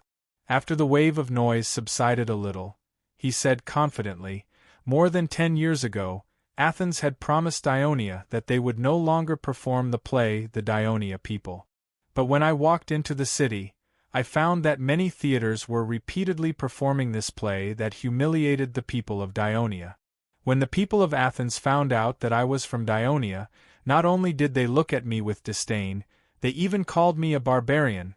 The reason why I deliberately added the phrase 2 million citizens in my speech is to remind all of you that Dionia is a big country, a powerful country in the western Mediterranean Sea. Regardless of whether you have a good or bad impression of Dionia, you should first show respect to Dionia. Think about Sparta, who once caused you great harm. Every time their emissaries came to Athens, how did you treat them? Even when their armies plundered the villages near the port of Piraeus, you did not embarrass their emissaries and return them safely. Every time a war broke out between you and Sparta, no matter if you had the upper hand or the lower hand, you would always choose to end the war peacefully with Sparta. Isn't it because Sparta is the most powerful city-state in Greece, and you have to carefully consider the consequences of going to war with it? Now, the Sparta that you have been treating with caution is struggling to hold on against the attack of the Dionysian army. Therefore, in the face of a holy kingdom of Dionia that is stronger than Sparta, shouldn't the people of Athens show respect and treat everything related to Dionia seriously? Chaereas' words were deafening, causing some of the citizens to ponder. When the fleets of Dionia are flaunting their prowess in the waters of Athens and their allies, intercepting merchant ships and threatening the maritime safety of Athens, you still want us to show respect to Dionia? Isn't that too much? Another general, Chaereas, suddenly stood up and spoke. Chaereas finally showed a hint of nervousness. The people of Athens had indeed mentioned this problem that had been giving him a headache.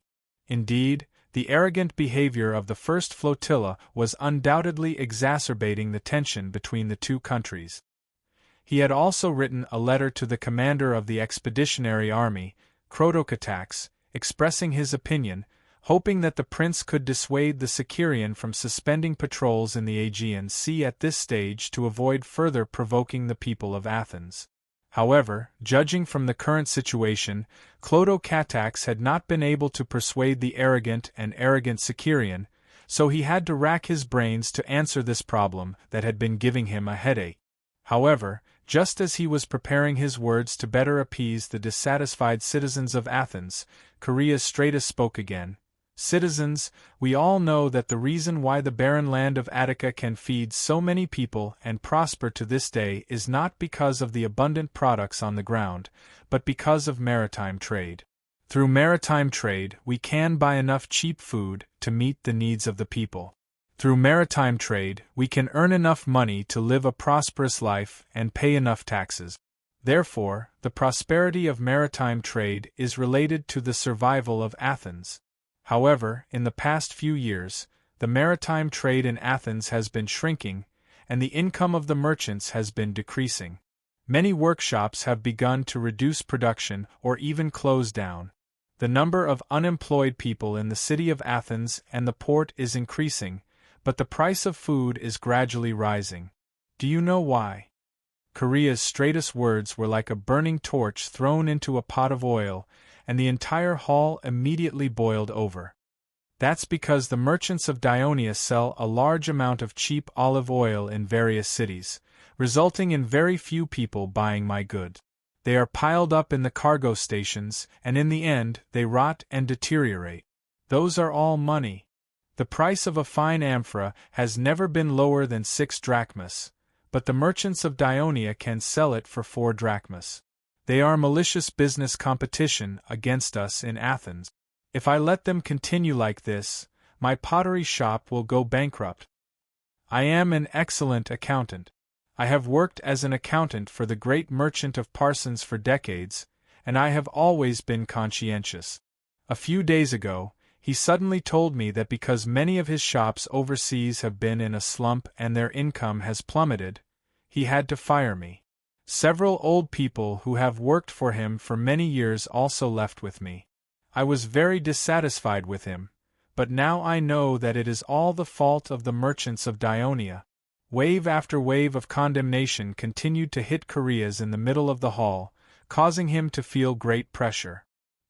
He frowned and his mind turned quickly thinking of ways to resolve the anger of the citizens of Athens. However, at this moment, he heard Korea's straightest deep and powerful voice. "Thank you for the speech you made to the citizens of Athens. We are all clear about the thoughts and demands of Dionia. Next, we will discuss whether we should continue to be friendly with Dionia or help Sparta. Or should we help the Spartans? That's an important issue, so please wait, I still have something to say." Koreas felt a strong sense of uneasiness, so he eagerly requested, "Please abide by the order of our assembly and leave the hall immediately." Koreas looked at him indifferently and said firmly. Koreas wanted to say something but stopped. In the end, he sighed helplessly. Before the guards arrived, he took the initiative to leave the center of the hall. Although he was a little disappointed, he still faced the insults of the citizens of Athens with his head held high and walked out of the Athens assembly that he had once looked forward to in the afternoon. He was invited to the City Hall of Athens. The General Executive Committee headed by Koreas Stratus was waiting for him. Koreas said to him solemnly, "On behalf of all the citizens of Athens, we officially inform you that Athens has decided to join the Greek alliance and help Sparta resist the invasion of Dionia." Although Koreas was already mentally prepared, the resentment in his heart had not dissipated. He sneered coldly, "Your efforts to manipulate the entire citizen assembly have not been in vain. Congratulations, you have finally achieved your goal." Koreas appeared very calm. He said frankly, "You are indeed eloquent, but there will definitely be a war between Athens and Dionia. This is unavoidable. Choosing this time to start the war is the best time for Athens. It seems that you are very confident in Athens' victory." Koreas sneered again. "I know that Dionia is very powerful." Koreas looked at Koreas with a deep gaze. His words were forceful, but has Dionia always been powerful? When you resisted the invasion of Dionysius's army, when you learned that Carthage had declared war on you, didn't the relatively weak Dionia feel the same as today's Athens? Dionia, which has only been founded for a few decades, dares to take risks again and again. Do you think that Athens, with its glorious history, does not have the same courage? He paused for a moment and then said with some meaning, "In the assembly this morning, you used Sparta to incite the emotions of the citizens of Athens many times. But let me tell you the truth. The facts of the past few decades have proven that no matter how tyrannical Sparta is, it will not do much harm to the fundamental interests of Athens. However, Dionia has not yet fully entered Greece, and Athens has already been greatly affected. For the independence, freedom, and prosperity of Athens, the citizens of Athens have the same courage as during the Greek War." Koreas was silent for a while, then stared at him and said with a little respect, "Then let us decide the winner on the battlefield. I hope that after the war, I can still sit with you and discuss the future of Athens." After that, he bowed slightly and then strode out of the city hall. Koreas looked at the back of Koreas as he left, and his face suddenly became solemn. He turned to the others and said, "Next, we have to hurry up and talk to the people of Persia. Teacher, bad news. Bad news." Aurelius barged into the room, out of breath. Chapter 1190. Plato frowned, put down the pen in his hand, and said, "Don't panic, Aurelius. I've said before that you should try to remain calm in everything you do, because only by remaining calm can you think rationally. Especially you, I've said it many times, but you always forget it." "Teacher." It's like this: at today's assembly of 5,000 people, the resolution to join the Greek alliance and declare war on Dionia was passed. Aurelius said, panting. Plato was not surprised, but shook his head gently. Didn't I say it before? Judging from the current situation in Athens, it's only a matter of time before Athens declares war on Dionia. These stupid people of Athens are always easily driven by anger and lose their minds. The assembly, which holds the highest power in the city, has become a place for them to vent their emotions. This is the flaw of the so-called democratic system of government. Teacher and Aurelius gulped. He wanted to continue speaking, but he was replaced by a more steady voice. Teacher, the General Assembly has also passed a resolution, saying that you've committed treason, and you're to be tried. Septimus walked into the room and said with a sad and indignant expression, I once went on stage to defend you, but I couldn't stop it from passing. Plato looked at his proud disciple and saw that there were several bruises on his face and his chin was swollen. He could imagine the terrible situation at that time. He said softly with a pained voice, Thank you for your hard work, all of you have to worry about me. You're our respected teacher, this is what we should do. Aurelius finally recovered and said indignantly, Fortunately, you didn't attend the assembly today. The situation at the scene was terrible, especially Esocrates. Esocrates, in particular, wrote a speech and had his students read it at the meeting. It was full of slanderous words about you, but the ignorant people listened to him. Spirippus went on the stage to defend you, but the irrational people called us traitors and attacked us with pottery shards. I can imagine how bad the situation was. Plato's expression became serious. I also participated in the assembly that called for the trial of teacher Socrates. Teacher, scholar Socrates didn't listen to your advice and believed that the assembly would give him a fair trial, but in the end, he lost his life. You mustn't, Speusippus tried to persuade him. I know what you want to say.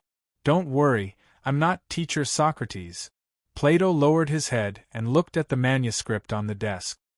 He gradually made up his mind and said firmly, I won't participate in that so-called fair trial.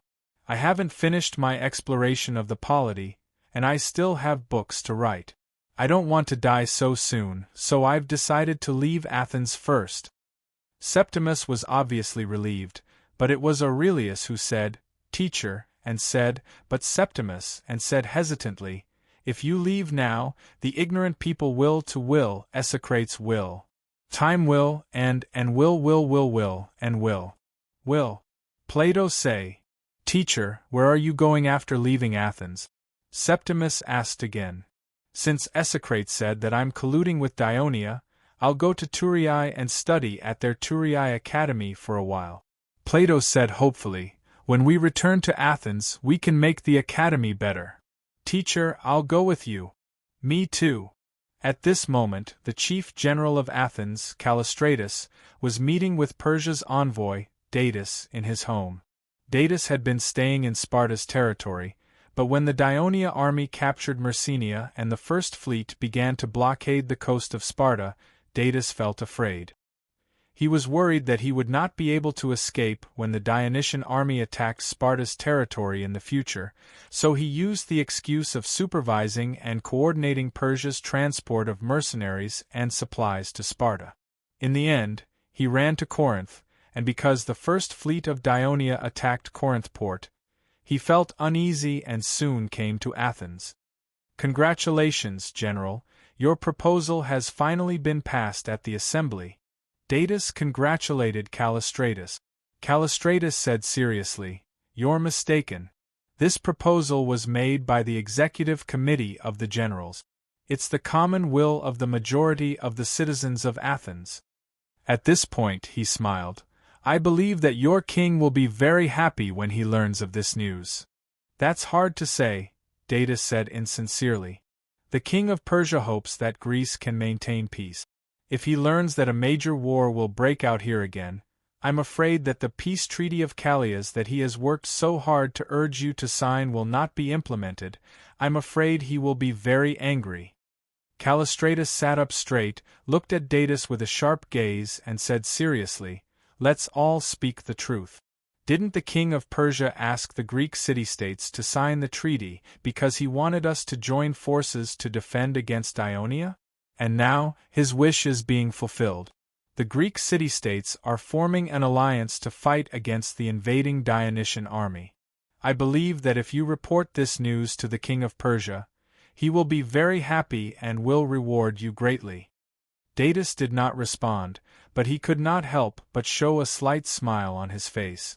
Callistratus continued, "But if this newly formed alliance is defeated by the Dionia and the Dionia takes control of Greece, I think it will not be a good thing for Persia. When that time comes, I'm afraid that the king of Persia will." Datis's face immediately darkened. "What do you mean by that? Don't misunderstand," Callistratus said with a sincere expression. "I just want to tell you that the interests of Persia, Athens, and you and I are the same when it comes to defeating the Dionia. Athens needs your help." Datis was stunned for a moment, then he smiled meaningfully. "What help can a small messenger like me give to Athens? In the few days that you have been in Athens, I believe that you have learned that we are facing financial difficulties. The treasury is short of money and cannot provide sufficient funds for the army. Without money we cannot build an army. Even if the other city-states join this alliance, if they see that Athens has not taken any action, I'm afraid that they will hesitate. If this situation drags on, the situation will only be advantageous to Dionia. Isn't the reason why the king of Persia hopes that the Greek city-states will unite to defend against Dionia precisely because Dionia has the strength to pose a threat to Persia? Now that Dionia has discovered our intentions, they will definitely send more troops to Greece. Sparta was previously defeated in the Battle of Leuctra, and now that they have lost Messenia, their strength has been greatly weakened. Even with your help, I don't think they will be a match for the Dionysian army. Now, the only one who can rally the Greek city-states and defend Greece is us, Athens. Therefore, we hope to receive the full support of Persia, not only in gold and silver, but also in the navy." Callistratus said earnestly in a deep voice, "We currently lack warships and cannot fight against the Dionysian fleet. Once we start a war with Dionia, Dionia's fleet will inevitably blockade Serone's Bay. It will be very difficult for Athens to obtain war supplies from outside, so we need the support of Persia's navy. As long as Persia fully supports Athens, I promise you that Athens will make Greece a solid fortress against Dionia." Datis looked at the somewhat emotional Callistratus, and could not help but gasp. Athens wants to replace Sparta. Countless thoughts flashed through his mind, and Datis fell into deep thought. Callistratus didn't rush him.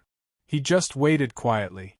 After a long time, Datis said, "I will convey your request to His Majesty as soon as possible. Considering your current financial difficulties, I can first take a portion of the funds that His Majesty has allocated to Sparta so that you can build an army as soon as possible, but first I need to see the sincerity of Athens."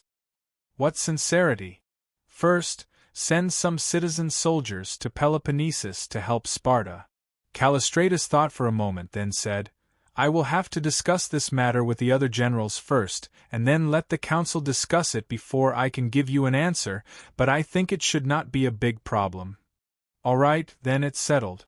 I hope that Athens and Sparta will work together to defeat the Dionia and return peace to Greece," Datis said sternly. Suddenly, he remembered something.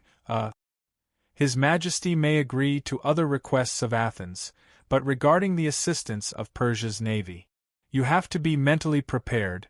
His Majesty may not agree." "Why?" Callistratus was a little puzzled. During the Corinth War, in order to suppress Sparta, the governor of Pharia, Pharnabazus, asked Canaan to lead the Persia fleet to attack Sparta. Later, Canaan left the warships in Athens without permission, and the king of Persia did not seem to pursue the matter. This showed that the king of Persia was generous and understanding. He was willing to invest heavily in critical moments. Because Persia will have a major military operation soon, and we cannot do without the navy. What military operation? Callistratus's heart skipped a beat. You will know soon. In a house on the northern coast of Kazira, the Sicarian was holding a military meeting. Chapter 1191. This outstanding officer of the First Fleet placed his hands on his hips and looked at the officers of the B fleets under his command. Then, he said in a deep and arrogant voice, "We received a letter from Prince Clodocatax the day before yesterday. They're not in a good situation right now. The Greek city-states are preparing to unite and oppose us, Dionia. If the army on land can't defeat Sparta as soon as possible, it is likely that they will be surrounded by the Greeks. But now that Sparta has received help from Persia, their strength has increased, and the young prince does not dare to attack recklessly.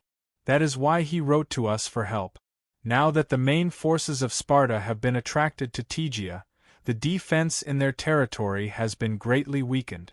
It is the best time for the first flotilla to re-land on the coast of Sparta, capture Sparta, and create the glory of our navy. I asked you to go back and think for a day yesterday. How is it? Have you come up with a good idea?" As soon as he finished speaking, the commander of the infantry of the First Fleet, Cephodorus, stood up and said resolutely, "My lord, I have a way to let our infantry successfully land on land and avenge our brothers who died last time." "Tell me about it." Sicarian looked at his infantry commander with a gratified expression. He was glad that the commander's fighting spirit did not weaken because of the previous failure. "I think there are a few reasons why the last landing failed." Cephodorus's deep voice was tinged with regret. "First, we underestimated the enemy. Although the Sparta suffered consecutive defeats, they still have a certain level of strength. We all saw that day that Sparta had at least 5,000 heavy infantry engaged in battle. Our fleet's infantry are all in light armor. How could we fight them head-on?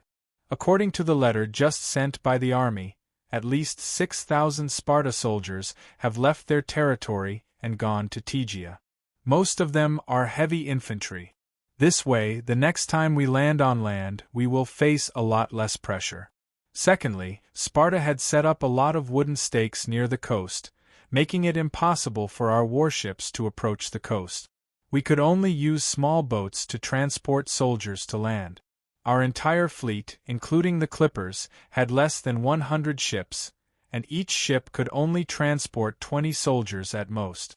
It was impossible to transport a large number of soldiers to the coast at once. While our infantrymen could only land on the shore in a loose formation, the Sparta army had already formed a dense phalanx and attacked the soldiers who landed on the shore. They quickly defeated us. As far as I know, the B squadrons have been collecting cargo ships from all over the place. I heard that there are more than 200 of them. This greatly increases our ability to send troops to the coast in one go. In addition, the infantrymen of our fleet have also come up with an idea. They can disembark at a place further away from the coast where the water is still deeper. Then, they can wait there until the second and third batches of soldiers arrive. After that, they can rendezvous with their comrades and assemble into a phalanx. Then, they can march to the coast together. But what if the Sparta attack while our soldiers are still waiting? One of the B squadrons asked. Also, the soldiers will lose a lot of stamina if they stand in the water for too long. Cephodorus smiled confidently. My infantrymen are all good swimmers and are good at fighting in the water. I can't ask for more if the Sparta want to fight in the sea. As for standing in the water for too long, it was true that they would lose some stamina. However, it was still better than having a small number of people and hastily launching an attack before they could even get into formation. Also, we weren't familiar with the sea conditions of Legania last time. During the landing, the wind and waves suddenly became stronger, and the cannons on the warships couldn't aim accurately. That's why we couldn't help the infantrymen of our fleet. I believe that this situation won't happen again. Sicarian listened attentively. When Cephodorus suddenly stopped talking, he quickly asked, "Is that all?" Cephodorus straightened his chest and said loudly, Of course not. I suggest that you change your strategy when attacking Sparta this time. It's best if you can use the strategy that His Majesty the Devers used during the Battle of the Triontu River. Send a small group of soldiers to cross the river first and then attack with the main force. The Battle of the Triontu River? Sicarian's eyes lit up as he thought carefully. Do you have any specific measures? I've been carefully surveying the entire coast of Sparta's territory for the past few days. Cephodorus pointed at the simple map of Sparta's territory on the wooden table and said, "The center is the focus of Sparta's defense, and it's also the focus of our infantrymen's attack. The promontory on the west is an extension of the Taygetos Mountains. There's no place for us to land, but Sparta still hasn't let down their guard there. They have to be wary of our sneak attack in Messenia. The promontory on the east is an extension of the Parnon Mountains, and it's narrower than the one on the west. There's also no place for us to land, but Sparta rarely patrol this area. Now that the main force of Sparta has been transferred to Tegea, they don't have enough people to defend the east. I have a few spots that I have my eyes on. I have a few spots in mind. We can choose soldiers who are good at climbing to swim there, climb over the rocks, climb up the cliffs, and then lower the ropes so that the soldiers can climb to the promontory. I think the mountains are high and the forests are dense enough to hide 200 to 300 soldiers in a short period of time without being discovered. On the second day, our main force will attack from the front, and they will attack from the side and rear of the Spartans. We will definitely be able to defeat the Spartans. I think this is a good idea. It can be implemented." Sicarian immediately expressed his support. "Let's follow Cephodorus's suggestion and come up with a new landing plan. Everyone, give your suggestions and perfect it. We must succeed in the next landing battle." Xenophon was old and did not have much sleep, so he woke up early. After washing up and eating the breakfast specially prepared by the servants, he left Agesilaus' mansion. The sky was just beginning to brighten, and there were already scattered candlelight in Sparta. In the past, there would be many black rovers carrying farming tools on the streets, rushing to work in the fields. However, there were very few people at this time of the day. The occasional barking of dogs was particularly clear in this quiet town. However, as Xenophon walked on this quiet street, he was interrogated 3 times by fully armed Sparta warriors who came out of nowhere. Xenophon responded by going out for morning exercises. The people of Sparta were founded on martial arts. They were proud of their strong bodies and ashamed of being fat. Therefore, the citizens of Sparta received training from a young age and continued to exercise according to their own habits when they were old. This was almost a tradition. Although Xenophon was not a citizen of Sparta, he had lived in Sparta's territory for decades and had the same habits as the people of Sparta. In addition, he was not only the hero of 2 expeditions to Persia, but he had also participated in the wars between Sparta and other Greek city-states many times, making countless contributions. He also wrote books that were filled with praise for Sparta's system of government and traditions. Therefore, he was an honored guest of Sparta and enjoyed quite a bit of popularity among the citizens of Sparta. Moreover, when Sparta faced a crisis this time, he took the initiative to stay in Sparta and was willing to fight alongside the people of Sparta. This made the people even more grateful. Therefore, not only did the Sparta warriors on duty not make things difficult for him, but they also kindly reminded him to be careful during his morning exercises and not to stray too far from the city to avoid accidents. Strictly speaking, Sparta was not a city. Although there were many shrines, houses, and a large population, it did not have city walls. The closer one went to the center, the more houses there were, and the further one went to the periphery, the fewer houses there were. When he saw the fields in the east and west, it meant that Xenophon had already left the city. Xenophon quickly walked south along the road on the east bank of the Orotas River. After more than 3 hours, the sky was already bright. His legs were sore, and he saw countless tents in front of him. He knew that he had arrived at his destination. When the people of Sparta received the news that the Dionysian army had invaded Messenia by sea, under Agesilaus' suggestion, they shifted the focus of their defense to the coast. They built a camp on the coast and placed the main force of the mobilized army there.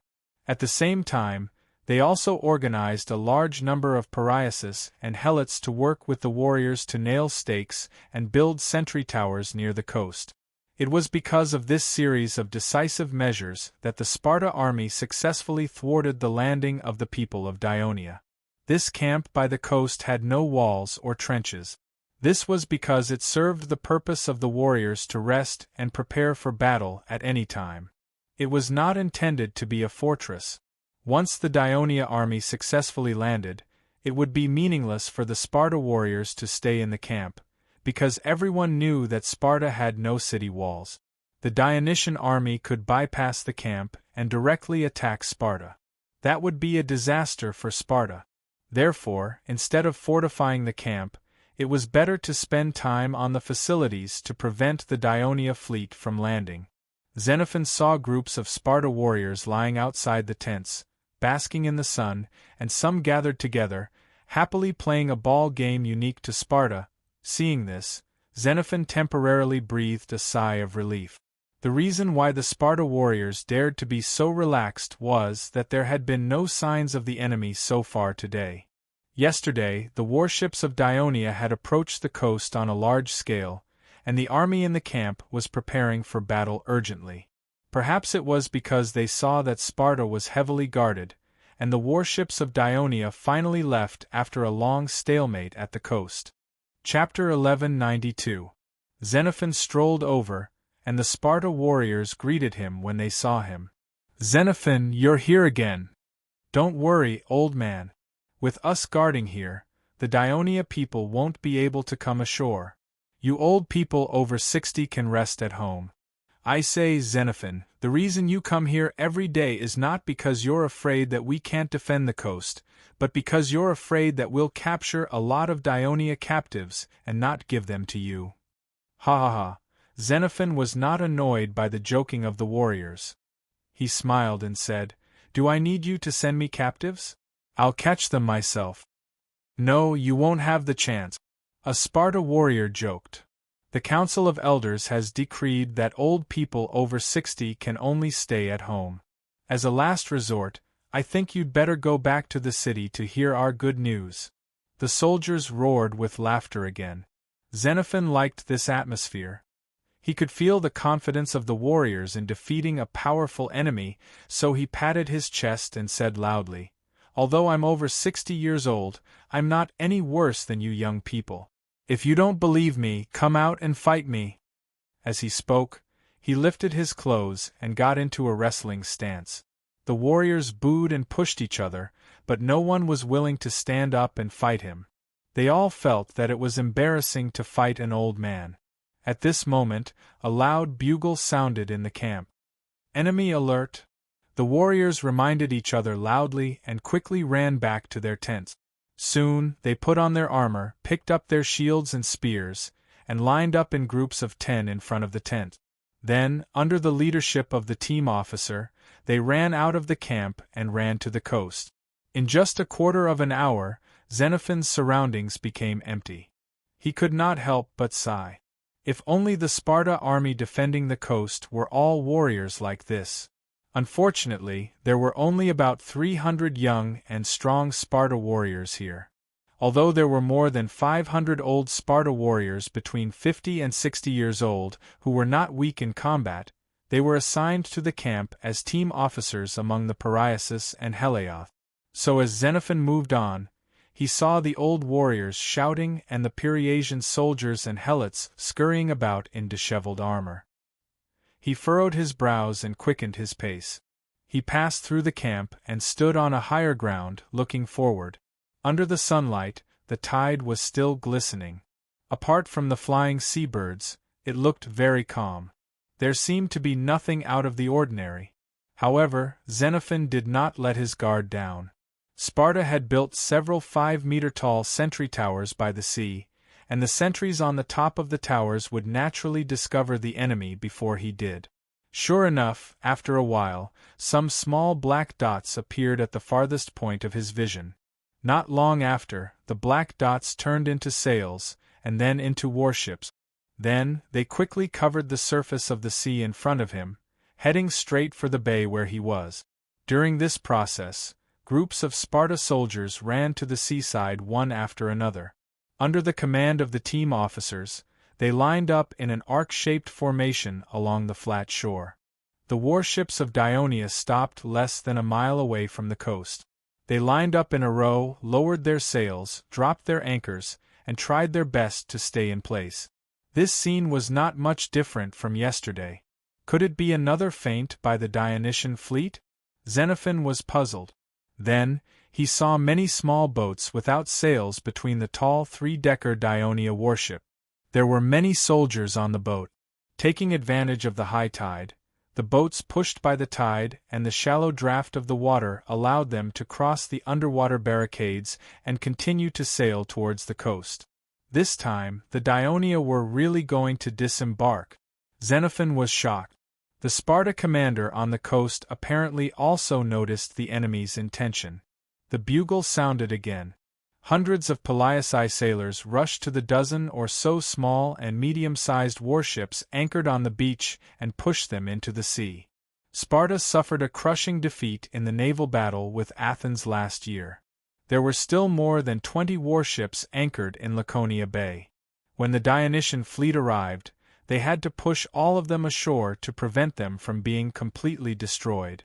In order to prevent the Dionia warships from docking, the Sparta people deliberately set up a large number of wooden barricades in the sea more than 100 meters away from the shore to ensure that their warships could also participate in the defense. In the last battle to stop the Dionia from disembarking, the Sparta warships played a significant role. This time it was the same old trick. These Sparta warships were pushed away from the shore. Under the hard rowing of the sailors, they were ready to face the small Dionia boats that were sailing towards the coast. However, the Dionia boats at the front stopped about 200 meters away from the shore. The fleet infantrymen carrying leather shields, leather helmets, and short swords jumped off the boat. The depth of the sea here was more than 2 meters, but the soldiers did not need to waste energy treading on the water all the time. The dense barricades became their help. All they needed to do was to gently hold on to them, and they could stay in place to rest. The Pelosi sailors were surprised to find that, after the Dionia soldiers jumped into the sea, they had been staying in place, and the small boats began to return. If they wanted to attack the Dionia soldiers floating on the sea, they would have to pass through the dense barricades, which was undoubtedly more difficult. Just as they were hesitating, they suddenly saw dozens of small black spots flying up from the Dionia warships in the distance. "It's the Dionia's ballista. Hide!" a crew member exclaimed. "Don't worry too much. It's too far away. They can't hit us at all." A crew member comforted them. The last time the Dionia landed on the shore, they used ballista cannons, but they barely caused any damage to the Sparta warship. Therefore, most of the crew members were not too worried. However, dozens of stone bullets whizzed over and landed on the top of the 2 Spartan battleships that were closest to them. While water splashed into the air, 8 or 9 stone bullets accurately hit the hull of the battleship. Boom! Boom! Amidst the loud noise, some stone bullets hit the mast, and some smashed through the deck. Wood chips flew everywhere, and the crew members screamed and screamed. Just when the 2 warships were in a state of panic, dozens of stone bullets whizzed over and landed more precisely around the 2 warships that were almost motionless. Soon, the masts were broken and the hulls began to capsize. After learning from last time's experience and brainstorming by the commanders of the B squadrons, he specifically chose today, when the wind and waves were calmer, as the day of attack. He no longer scattered the 40 ballista cannons he borrowed from the land army across the 40 warship. Instead, he had the 5 Raven warships closest to the center of the coast move horizontally towards each other and connect them with the Raven suspension bridge. The 40 ballistic cannons were then concentrated on the decks of these 5 warships. Under unified command, they would use the smallest type of stone bullets. This would increase the range, and concentrate their attacks on a single target instead of fighting separately like last time. This greatly increased the accuracy of the ballistic cannons. The confidence of the Dionia ballistic cannons was greatly boosted after the first 2 volleys of ballistic cannons hit the enemy's warship. Under the command of the squad officer, they concentrated their attacks on the scattered Sparta warships one by one. The commander of the defense of the Spartan territory was Eudamidas, the brother of Phobidas and a general with outstanding military achievements. At this moment, he was standing on the shore and paying close attention to the enemy's situation. He did not expect that the Dionysian soldiers would go into the sea so far away from the shore and stop at the sea area where the wooden stakes were blocking the ship. They converged with the soldiers on the small boats that kept coming from behind. Be it the warships or the archers on the watchtowers on the shore, they could not attack them for the time being. He also did not expect the ballistic cannons on the Dionia warships to be so accurate today. Less than half an hour after the Sparta warships left the beach, 7 or 8 warships were either sunk or destroyed beyond use. Eudamidas had no choice but to order the remaining warships to be stranded on the beach. Unexpectedly, he saw the ballistic cannons of Dionia firing again. This time, the target was no longer the warships, but the Sparta soldiers on the shore. He shouted anxiously, "Get out of the way! Get out of the way!" After all, they had experienced this the last time when they landed on the shore. The soldiers behaved calmly. They looked at the direction where the ballista was coming from and quickly spread out to avoid it. The loud ballista fell one after another, causing sand to fly everywhere, but it did not cause any casualties. However, when the ballistic cannons of Dionia turned to attack the other troops on the shore, there was an immediate commotion, resulting in casualties. Under such circumstances, Eudamidas had no choice but to order all troops retreat out of the range of the ballista. As a result, there was a distance of about 100 meters between the front line of the Sparta army and the beach. Eudamidas made up his mind. Once he found out that the enemy was about to go ashore, he would quickly lead the army to rush up and engage the enemy in battle. Since the 2 sides were so close together, the ballistic cannons would naturally be useless. Just when he was having a headache over the new landing tactics of the Dionysian army, he received 2 pieces of bad news in a row. The Lagonda Pass fortress was fiercely attacked by thousands of Dionia soldiers from the west. At the same time, many Dionia soldiers also appeared on the coastal path of the western cape of the Lagania Bay. They were trying to take down the southern fortress of Port Itian. Since Agesilaus led the main force north and Messenia had been relatively peaceful, there were less than 100 soldiers guarding these 2 important defensive positions, and most of them were Pariasi. Chapter 1193. Although the 2 fortresses were strategically located, they had been built decades ago during the Messenian riot. Over the decades, the Messenians had been relatively tame, and there had not been any major riots. During the Peloponnesus War, the Messenian Hercules were mainly rescued by the people of Athens. Therefore, the 2 fortresses had fallen into disrepair and were severely damaged. It was not until the Dionysian army invaded Messenia that Sparta urgently repaired the fortresses. However, due to the lack of time, they always felt that the repairs were not complete enough. Now that they were being attacked by an enemy that outnumbered the defenders by more than 10 times, he could not help but feel worried. Therefore, even though the Dionia were about to land on land, he still sent 200 soldiers from each side to reinforce them. At this time, the infantry of the Dionysian fleet, which had stopped near the coast, began to move towards the shore. According to the military law of Dionia, under normal circumstances, as the commander of the infantry of the fleet, Cephodorus, was supposed to stay at the rear. However, due to the various difficulties in sea conditions, transportation, and regrouping after landing, Cephalorus sent all the infantry of the fleet to the coast at once.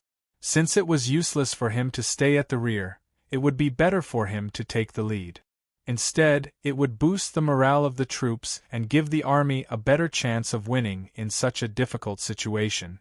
Therefore, like the other infantry of the fleet, Cephalorus wore leather armor, carried a leather shield and helmet, and swam towards the shore using the breaststroke posture. Although the Greek fishermen were all good swimmers, and most of the infantry of the fleet came from them, this standard breaststroke posture was taught by the Devers, mainly for the sake of noise and energy saving when swimming with armed forces. At this moment, the infantry of the fleet did not use much strength to paddle. Like pieces of wood floating on the sea, they were approaching the shore along the tide. In the eyes of the Sparta people on the shore, a black line across the Gulf of Laconia was quickly surging towards them. When the water was relatively shallow, the soldiers of the Dionysian fleet stood up one after another. Cephalorus was old, after all. He was a little out of breath when he stood up, and his body was a little cold. But like the other soldiers, he quickly put on his leather helmet, took off his leather shield, drew out his dagger, and shouted as loudly as he could, "Line up!" His voice could not travel far in the raging tides, but all the infantrymen had been briefed on the entire landing plan beforehand, and they were now consciously rearranging their formation. The infantrymen had gathered according to the battle formation when they were in the sea, and now, after a little rearrangement, a dense formation that was 3 miles long and 5 columns thick appeared in front of the Sparta army. Eudamidas was taken aback by the speed with which the Dionia got into formation. His attempt to take advantage of the Dionia's disorderly formation to launch an attack failed. He immediately realized that the Dionia had come prepared this time. They wanted to take advantage of the absence of Sparta's main force to attack Sparta's territory with all their might. "I won't let your conspiracy succeed." Eudamidas swung his spear forward and shouted angrily, "Attack!" Under the leadership of Eudamidas, the Sparta army began to run forward. When they stepped on the soft beach again, dozens of stone bullets whistled towards them again. Some of the Black Rock soldiers were in a commotion, but under the fierce scolding of the Sparta officers, they had no choice but to continue to run forward in panic. They only breathed a sigh of relief when the stone bullets fell behind them. Cephalorus led the soldiers forward steadily. Because the water had reached their crotch, they could not run. Fortunately, they were pushed forward by the tide, so they were not too hindered. When the water gradually receded from their waist to their feet, and the infantrymen's legs had just regained freedom, the enemy had already rushed in front of them. The infantrymen of the fleet had neither javelins nor shields to defend themselves. They could only raise their shields and short swords to fight the enemy head-on. The Sparta army consisted of nearly 300 Sparta warriors, more than 500 Sparta veterans, 2,000 Baliaci soldiers, more than 4,000 Black Rock soldiers, and more than 9,000 infantrymen of the Dionysian fleet. The first fleet of Dionia had nearly 280 Raven warships, with each Raven warship carrying 40 infantrymen. The first fleet had more than 10,000 infantrymen. Although the last landing had cost them thousands of casualties, Sicerian did not hesitate to send out all the infantrymen of the fleet. Finally, the battle began on the coast. Xenophon climbed to the sentry tower at the back of the beach and looked at the battle in front of him nervously. He knew that this battle would determine the life and death of Sparta. He wished he could grab the bow of the archer next to him and shoot at the Dionia himself. After the battle lasted for a while, the situation changed significantly. The right flank, with the Sparta warriors and veterans as the arrowhead, with the ability of the Sparta warriors and the power of the heavy infantrymen, had the upper hand. The left flank of the infantrymen of the Dionysian fleet kept retreating into the sea. The middle flank, with the Baliaci soldiers as the main force, also had a slight advantage. After all, the Baliaci soldiers who often fought with the Sparta had more combat experience. At the same time, although they wore simple pointed copper helmets and leather armor, they were still stronger than the infantrymen with copper shields and spears. With the help of the archers in the sentry tower, the infantrymen of the fleet, who did not have a strong defense, suffered a lot.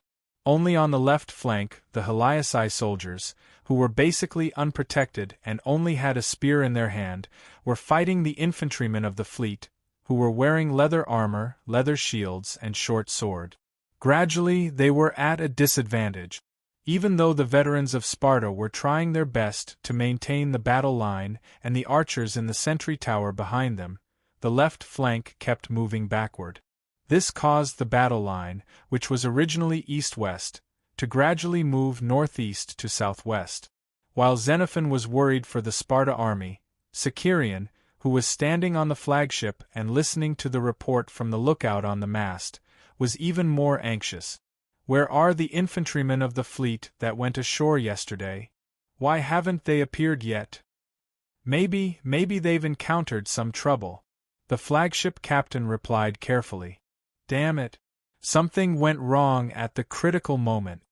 Sicerion cursed angrily, and then said helplessly, Then, send the reserve team immediately. Yes, sir. In yesterday's military meeting, under the encouragement of the commander of the fleet's infantrymen, the other commanders of the B fleets also made many suggestions. One of them was, considering that the infantrymen of the fleet did not have an advantage in a head-on battle against the heavy infantry, could the 2 battalions of the 7th Legion stationed in Messenia send some heavy infantry to participate in the landing battle?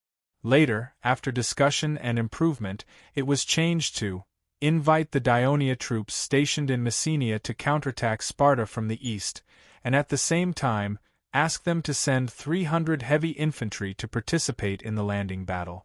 Originally, Sicerion still hoped that the infantrymen of the fleet could win this battle by themselves. But now that they were at a disadvantage, they were worried about failure and had to send the reserve team. On the 5-meter square wooden rafts that the crew of the First Fleet had urgently made, there was a sailor controlling them with a wooden paddle in the middle, and 3 or 4 soldiers of the 7th Legion in black armor and helmets passed through the gaps between the warships.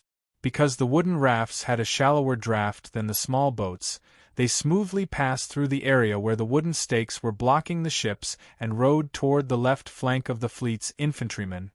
Oh no, the reinforcements of the Dionia. Xenophon saw this scene from the watchtower and was very anxious. Sparta did not have any extra soldiers to stop the enemy's reinforcement. What should they do? Xenophon was panicking. Suddenly, he saw a group of black rogues moving supplies in the camp. In his desperation, he rushed down the watchtower and rushed to the camp, wanting to organize these black rogues to reinforce the Sparta army at the front. The dozen or so veteran Sparta soldiers who were in charge of guarding the black rogues in the camp knew that the situation was urgent and immediately agreed to Xenophon's suggestion. But then there was a problem. Even if they organized these hundreds of black rogues, how could they fight without weapons? The Sparta were very strict with the black rogues. Even the black rogues who were going to fight were only given weapons before they went into battle. After the army left for battle, there were still so many black rogues in the camp. Of course, they would not leave weapons behind. After an urgent search in the camp, they only found a dozen broken spears. Xenophon had to ask the black rogues to take away the wooden poles that supported the tent. With promises and threats, he forced the black rogues to reluctantly follow him to the right flank of the Sparta army. Previously, the fierce attack of the Sparta warriors had caused some casualties in the left flank of the fleet's infantrymen. For the sake of honor and the survival of the entire fleet, they could only keep retreating to relieve the pressure from the enemy. The deeper they retreated into the sea, the weaker the attack of the Sparta warriors. The reason was simple. The surging tide and the soft bottom of the sea had a greater impact on the clumsy Sparta warriors who were wearing heavy armor. They had to spend part of their energy to maintain their balance, but the infantrymen of the fleet were used to it. Under such circumstances, the left flank of the fleet's infantrymen gradually recovered a little. Then the soldiers of the 7th Legion arrived one after another and immediately attacked the flank of the Sparta warriors. Under the attack, the Sparta warriors fought bravely without flinching. They knew that their home was behind them, so they could not retreat. Xenophon led the black rogues across the beach, and rushed to reinforce the right flank. In the battlefield that was shrouded by the sound of tides, fighting, and screams, he was so anxious that he did not hear the exclamation of the archers on the watchtower not far from him. Enemy reinforcements again! In the east! In the east!